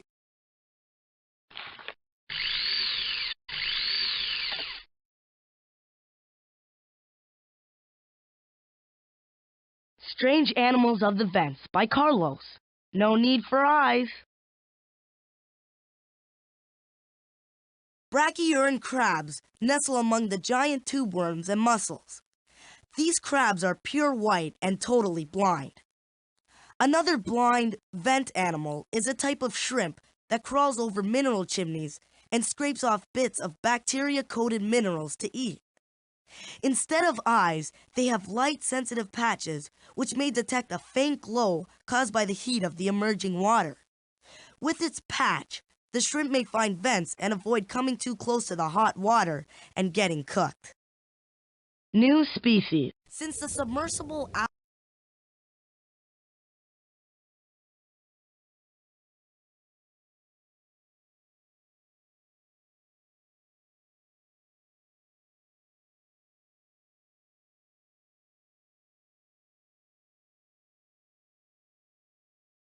New species. Since the submersible Alvin made the first explorations of deep water vents, scientists have discovered new species of animals. One amazing animal is a giant tube worm, which can grow almost 5 feet long. Colonies of bacteria live inside the worm, providing it with food, while the worm gives the bacteria a source of hydrogen sulfide as well as protection. This symbiosis works so well that the worm doesn't have a mouth or digestive system.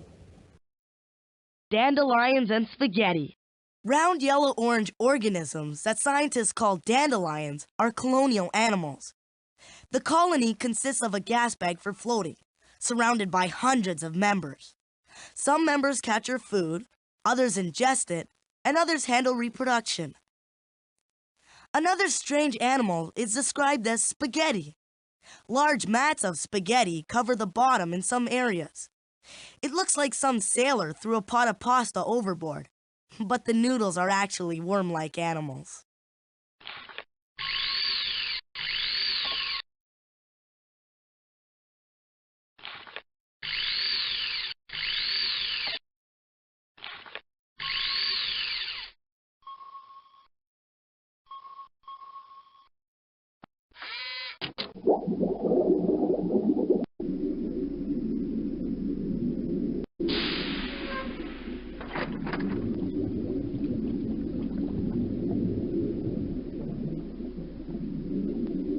This giant tube worm has no mouth or digestive system. But that's all right because bacteria living inside it provide it with food. No mouth? It must be speechless with gratitude for the bacteria.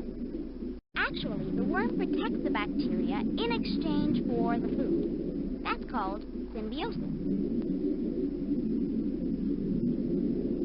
Many of the animals here feast on bacteria. You could say it's a bacteria cafeteria.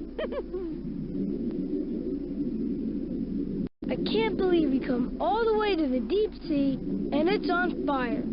Just my luck. That's not smoke, Arnold. When hot water escaping from a vent hits cold seawater, minerals that are dissolved in the vent water fall out of it.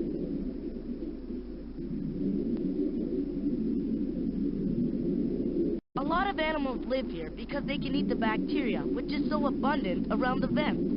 It's like a food free-for-all at the vent. I know that there's a lot of bacteria down here, but what do they live on? They use chemicals in the vent water to make their own food, like plants use nutrients and the sun's energy to make food. Since there's no light down here, plants can't grow. Instead, bacteria form the base of the food chain at the hot vents. Wow! Who would have known bacteria are so important?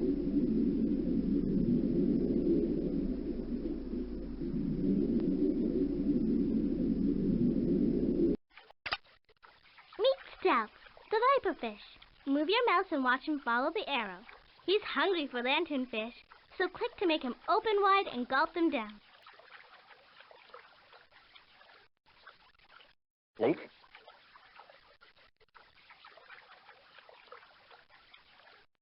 Nope.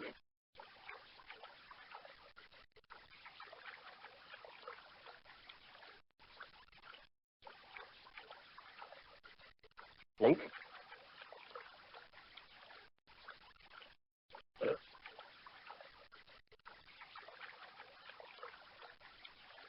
Great! You won a fish card.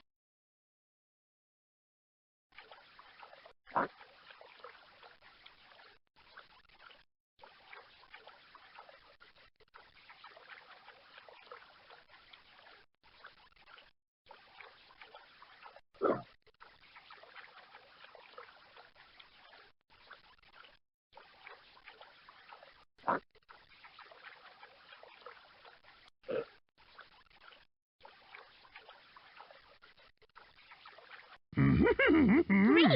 You won a fish card.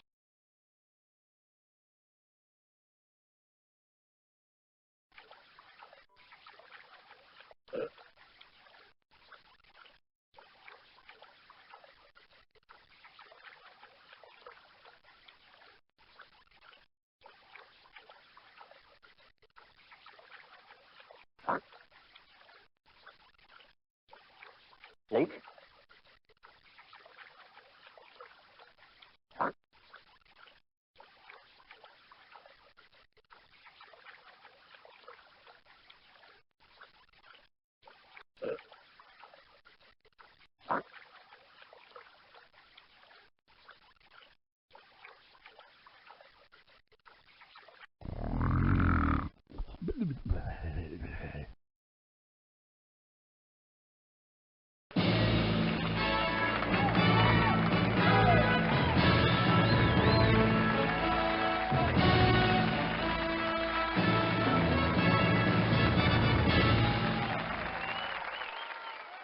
Do you want to keep on playing?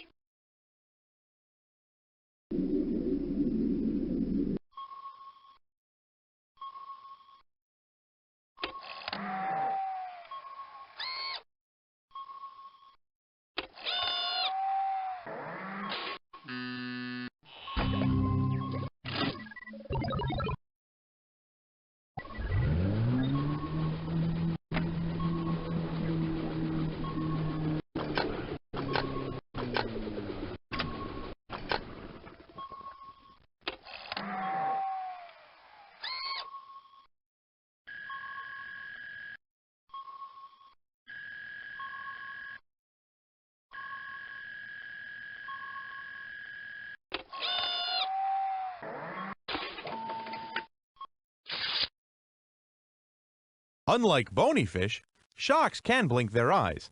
The eyelids of shark close upwards, unlike yours, which close downwards. I guess even eyelids have their ups and downs. Some sea anemones reproduce by splitting in two, which creates an exact copy of itself. That must get very confusing. I hope they all wear name tags. Australians call the Great Barrier Reef the world's largest living thing. It's 1,250 miles long. Can you imagine how long it would take to knit a sweater for the Great Barrier Reef? The radula of cone snails have tiny needle-like harpoons filled with a powerful venom, which is used to paralyze their prey. This venom is strong enough to kill people. So don't you do anything fishy around the cone snail.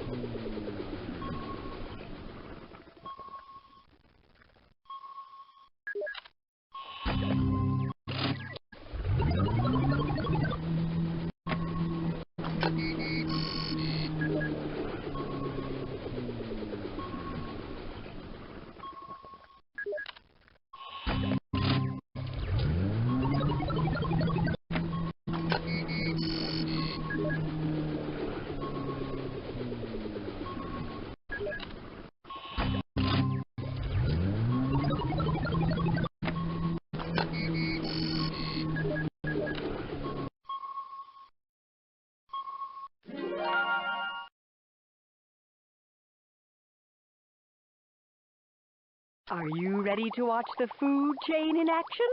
Excellent! First, take a good look at your prey.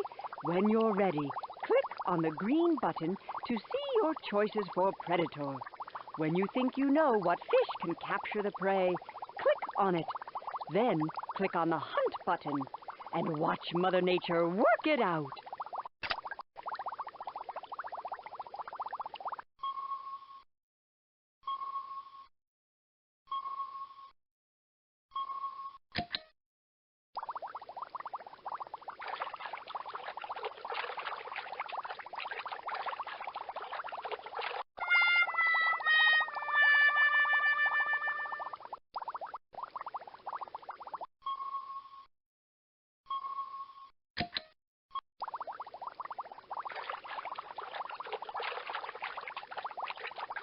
Late?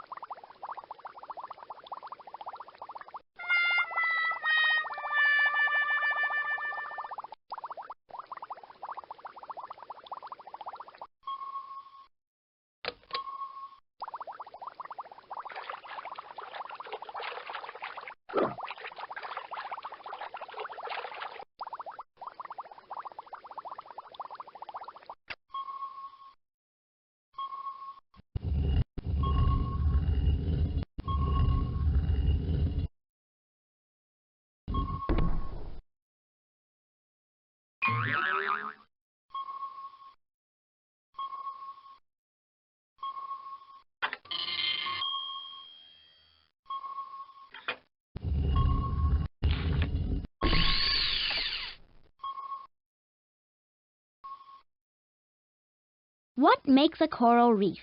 By Keisha. What is coral? Corals are animals related to jellyfish and sea anemones. A single coral animal is called a polyp.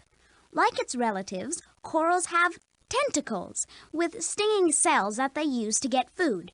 Reef-building corals have one-celled plants called zooxanthellae living inside them. The corals need these plants to grow. Where are coral reefs?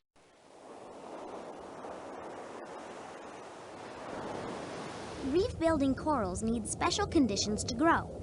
They are found in clear, shallow water, so the zooxanthellae can get sunlight to make food.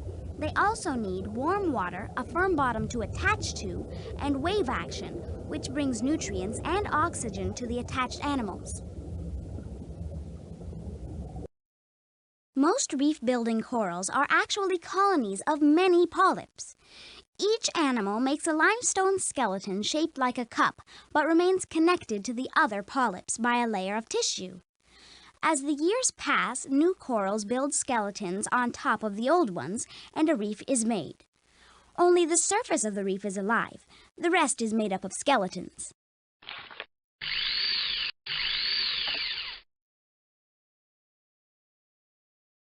Rainbow Reef Fish by Carlos.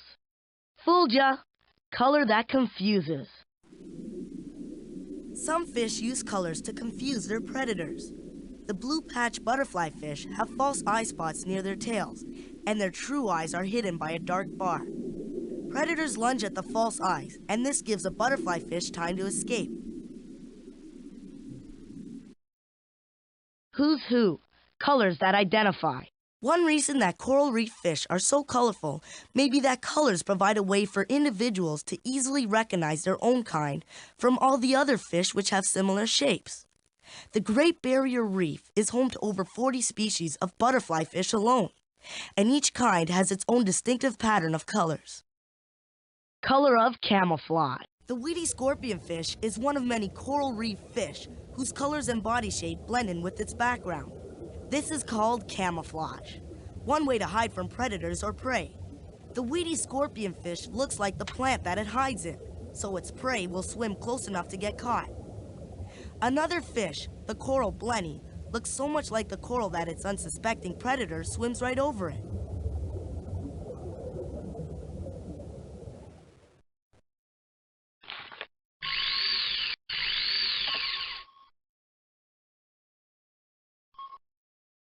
Living Together by Ralphie. Invisible fences, territoriality. There's not a lot of food or space in the coral reef, so it gets kinda crowded. Some fish set up territories for themselves and then guard them. The damselfish weed out unwanted algae so that the algae which they like to eat has more room to grow.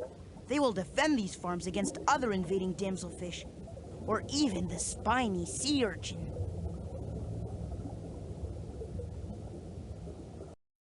Changing addresses. Young pilotfish find shelter in the tentacles of jellyfish like the Portuguese man-of-war. Like the clownfish, they don't get stung by the stinging cells in the jellyfish. As they grow older, they leave their jellyfish home and hitch a ride with large fish or even a shark. Both homes give the pilotfish protection from predators. Sharing a home. Different reef creatures often live together. This is called symbiosis. Clownfish live among the tentacles of sea anemones, and they're protected from predators by the anemone's stinging cells. Anemones can live without clownfish, but clownfish are never seen living without anemones.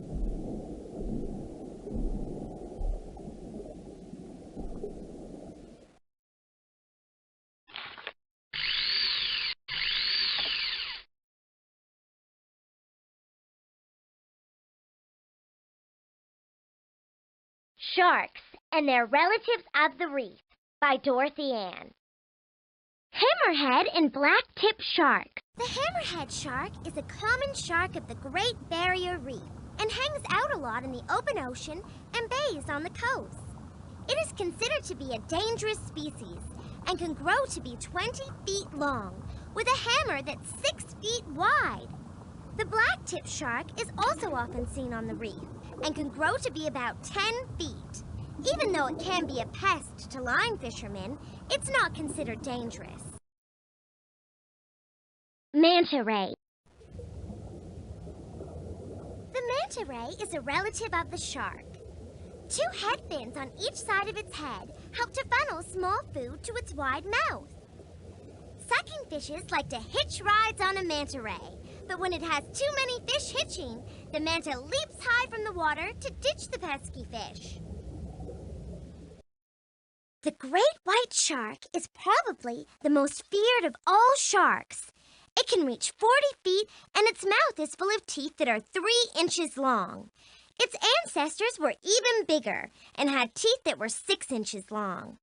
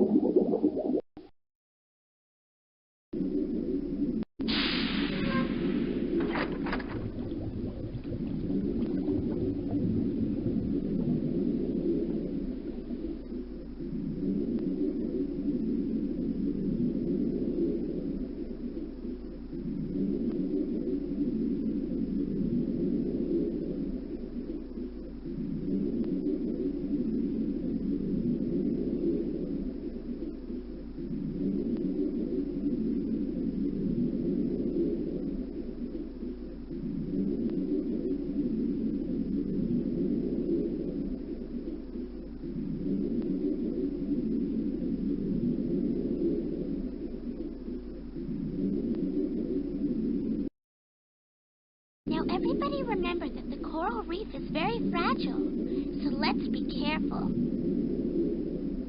Coral reefs grow the best in warm, shallow, clear water. Hey, that sounds a lot like where I want to be.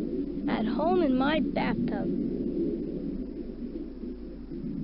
Please, never break off any of the reef to take home. That would be a disaster for the polyps. Where'd that trumpet fish come from? It's a pretty clever predator. It hides behind larger fish until its prey swims near. Oh no! Then it darts out and sucks in the little fish. Hey, let's play the coral maze game.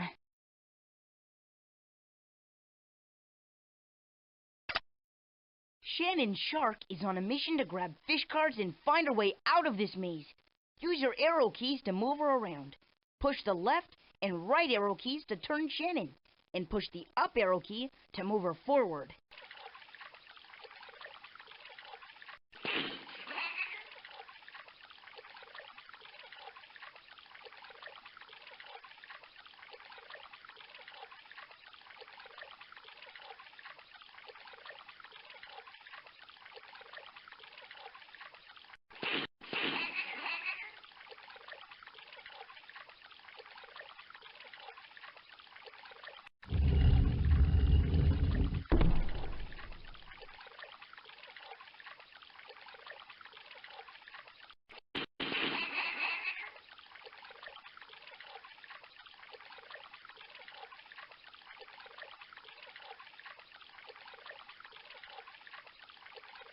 Great! You won a fish card.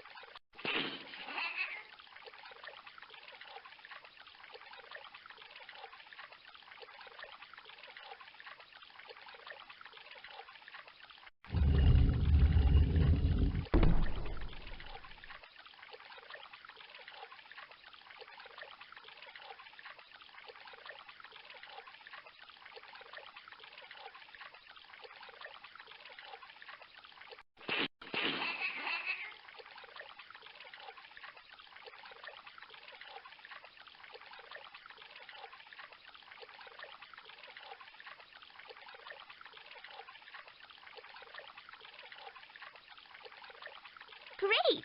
You won a fish card.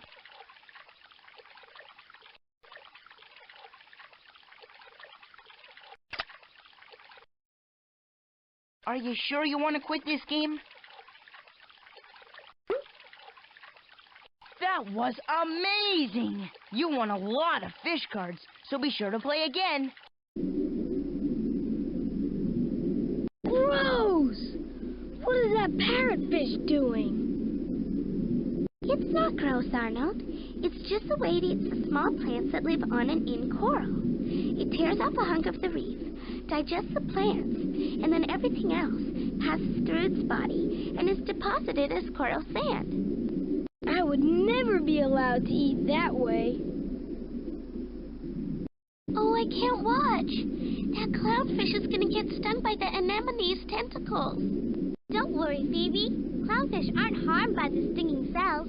They use anemones to protect themselves from predators.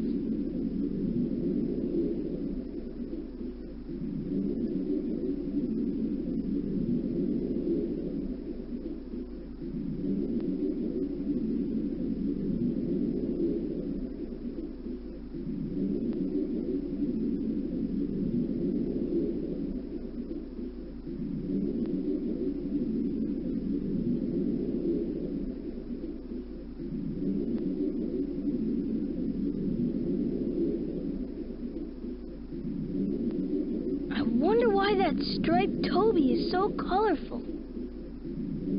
Those bright colors warn other fish that it's poisonous, so they don't eat it.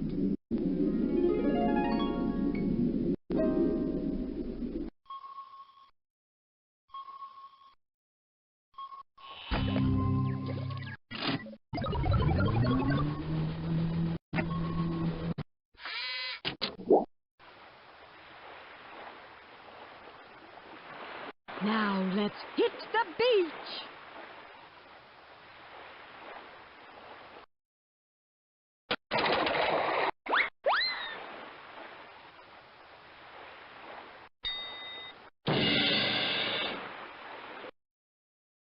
Attention, everyone! It seems like we have a treasure to find and clues to follow which will lead us to it. It can be found anywhere in the ocean. So we'll have to keep our eyes peeled and our minds cooking. Oh, we're going to have so much fun exploring. Click on me for the first clue. The next two are up to you.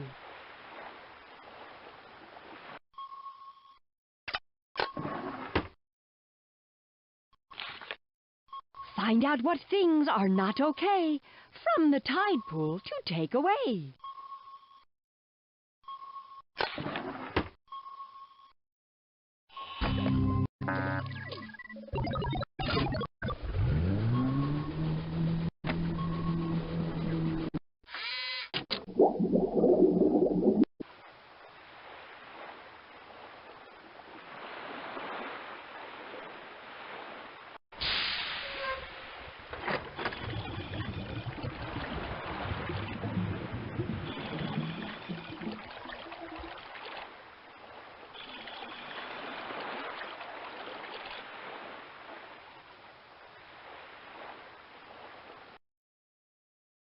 Oh, that hermit crab is too big for its shell. Can't we help find it a new home? According to my research, it doesn't need our help. Whenever it gets too big for its shell, it just finds an empty shell with a better fit and moves right in.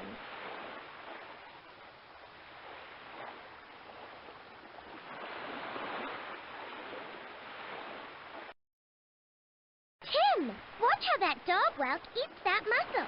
It'll drill a hole through the shell with its radula, which is tongue-like and covered with teeth, and then feed on the soft body inside. Ugh.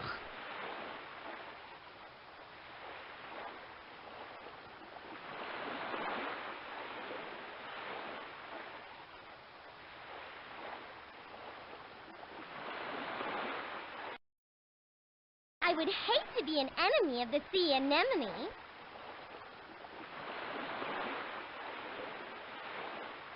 Oh, Tim, you're not thinking of taking that shell home, are you? If there's a hermit crab hiding in it, it'll die if you take it out of the tide pool. Never fear, Phoebe. It's empty, so don't worry. I would never take any living animal away from its home. That's right. If you want to take a shell for a ride, make sure that nothing's still inside. Do you want to find out what the next clue is? What's dangerous, plastic and round, and in the kelp forest should never be found?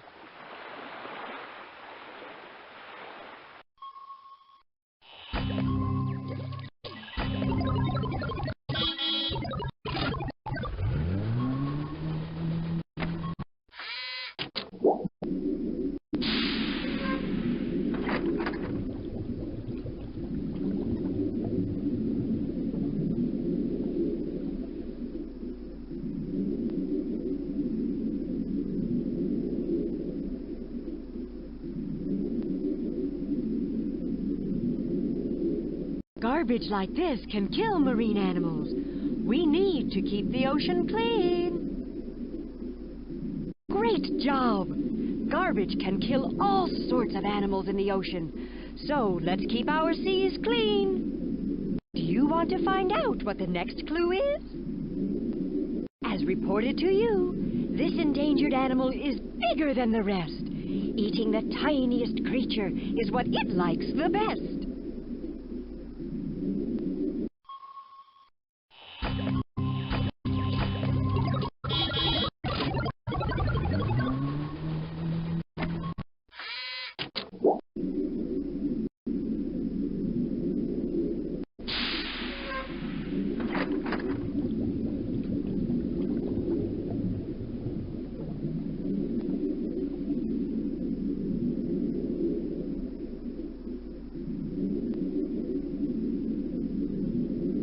Whales eat krill by filling their throats with enough water to fill 50 bathtubs.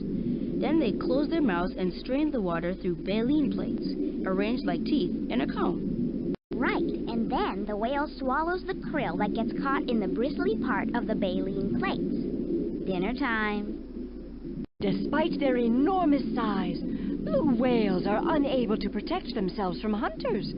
That's why there are now laws to protect this endangered species. You've cracked the case just like I knew you would. Now it's treasure time. Where is it, you ask? Hot-foot it to the hot vent. When you get there, use your treasure scanner and you'll find it. Congratulations!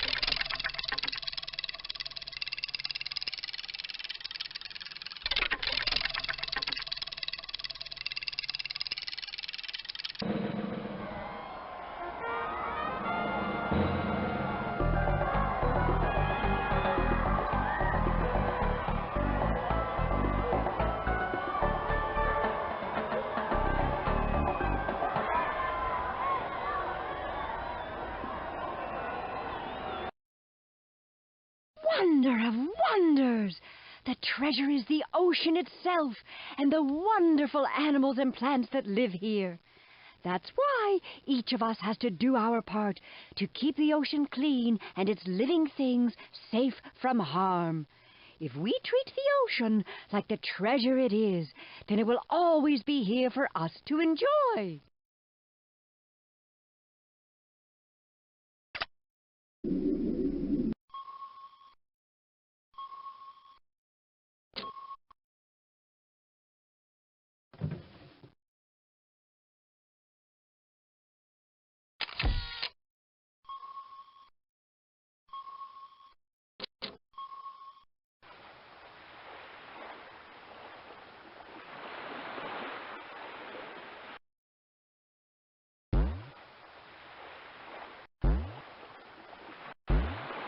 Now let's hit the beach!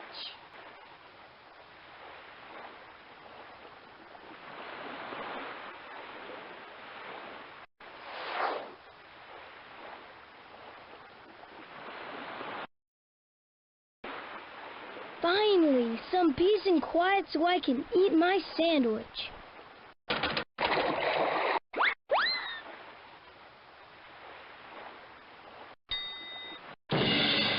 Attention, everyone! It seems like we have a treasure to find and clues to follow which will lead us to it.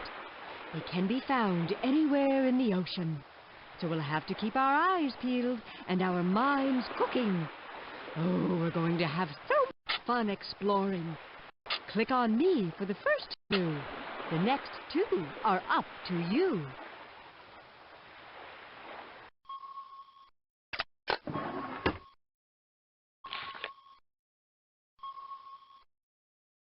What playful creature with furry paws is now protected by federal laws?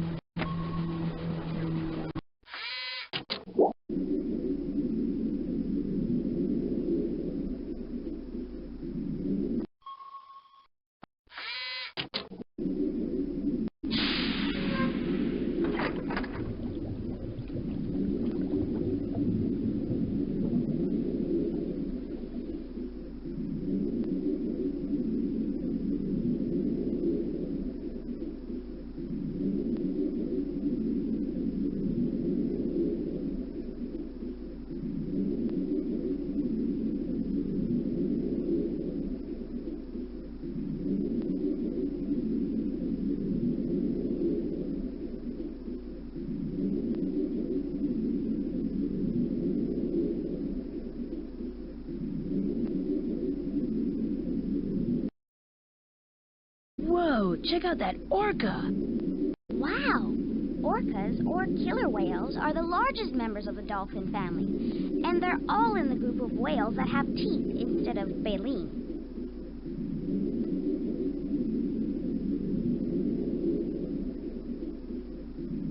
Boy, spinner dolphins sure know how to have fun. But it makes me sad that so many of them get caught in fishing nets and drown every year.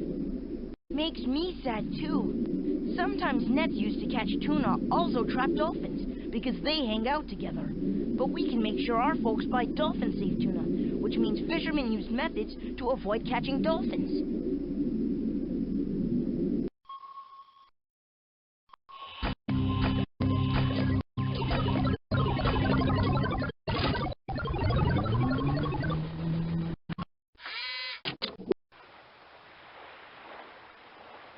Now let's hit the beach!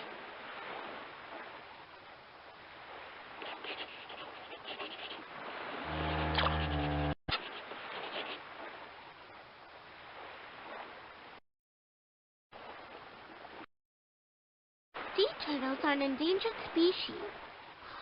We should form a Save the Sea Turtles committee. I want to help the sea turtles too, but I don't think I have the energy for another one of her committees.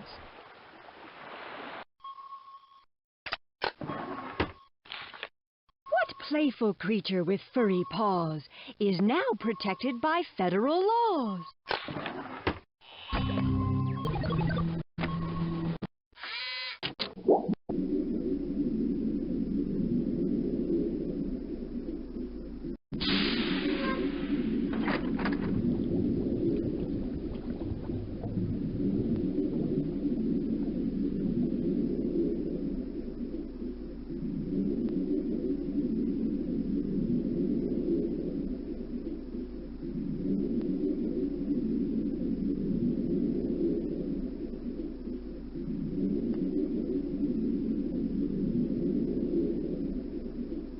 Now everybody remember that the coral reef is very fragile, so let's be careful.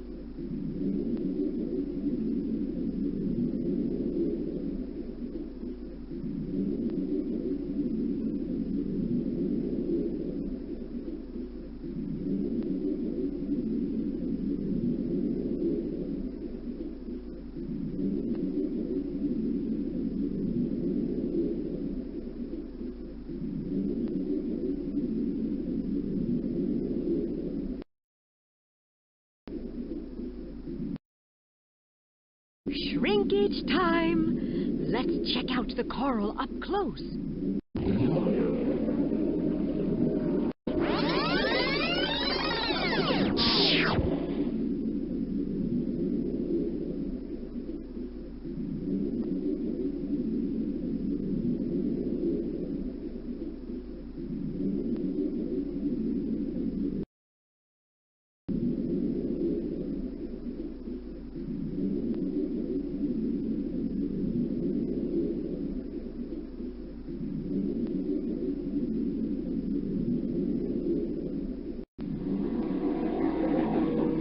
Coral polyps are tiny animals, not plants. They're related to sea anemones and they catch zooplankton by stinging them with their tentacles. I guess it runs in the family.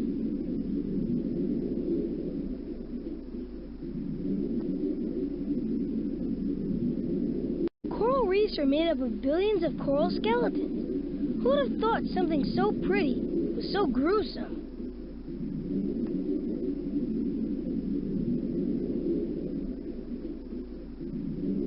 I think coral reefs are really great.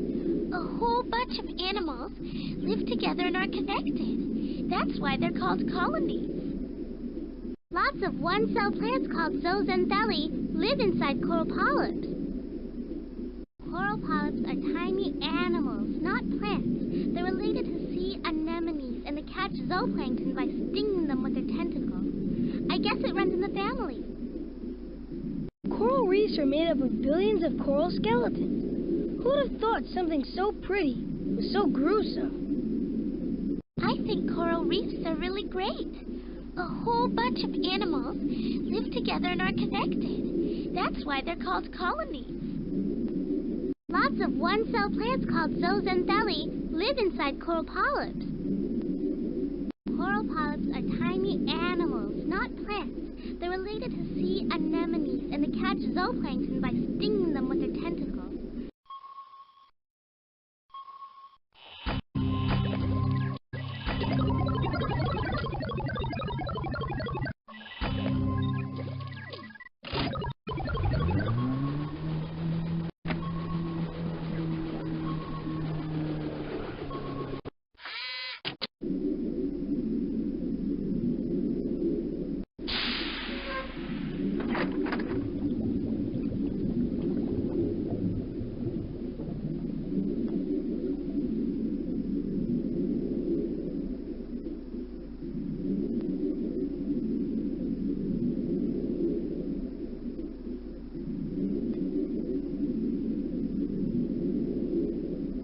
Did you know that giant kelp is in a lot of food we eat, like ice cream? No way. Way. See, the giant kelp makes algin, which is like a gel. Algin helps to keep foods like ice cream, cheese, and cake frosting smooth. It also prevents them from drying out.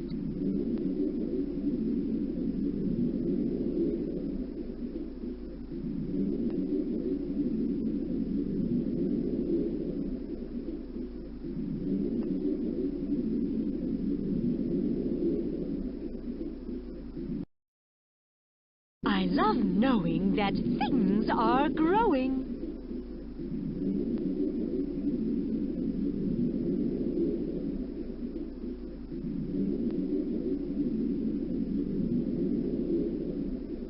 People used to hunt sea otters for their fur. They even became an endangered species. But now they're protected by federal law. Nice work! The sea otter is an endangered species because people hunted them for their fur. But now federal laws protect them from hunters. Do you want to find out what the next clue is? When people are fishing, they need to take care to avoid these marine mammals that leap and spin through the air.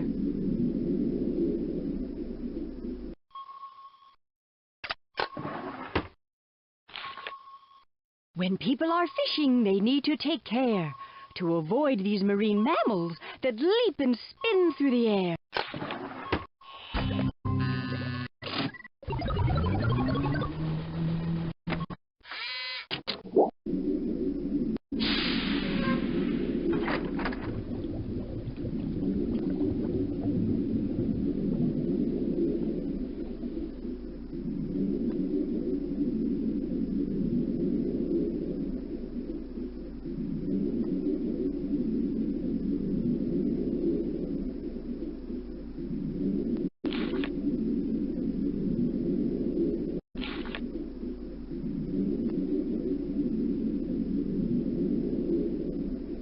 Boy, spinner dolphins sure know how to have fun. But it makes me sad that so many of them get caught in fishing nets and drown every year.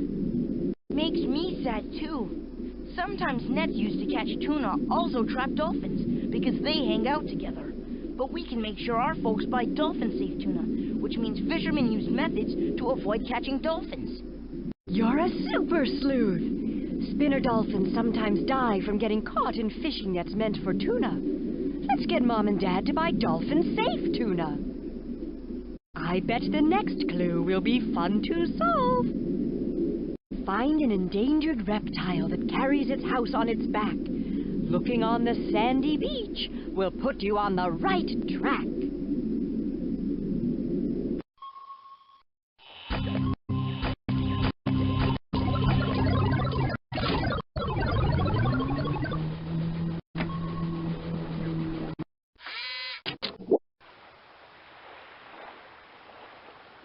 Now let's hit the beach! Sea turtles are an endangered species. We should form a Save the Sea Turtles committee. I want to help the sea turtles too, but I don't think I have the energy for another one of her committees. Good job! The loggerhead sea turtle has been around for millions of years, and we should make sure it sticks around for a lot longer. You've cracked the case just like I knew you would. Now it's treasure time. Where is it, you ask? Hot-foot it to the hot vent. When you get there, use your treasure scanner and you'll find it. Congratulations!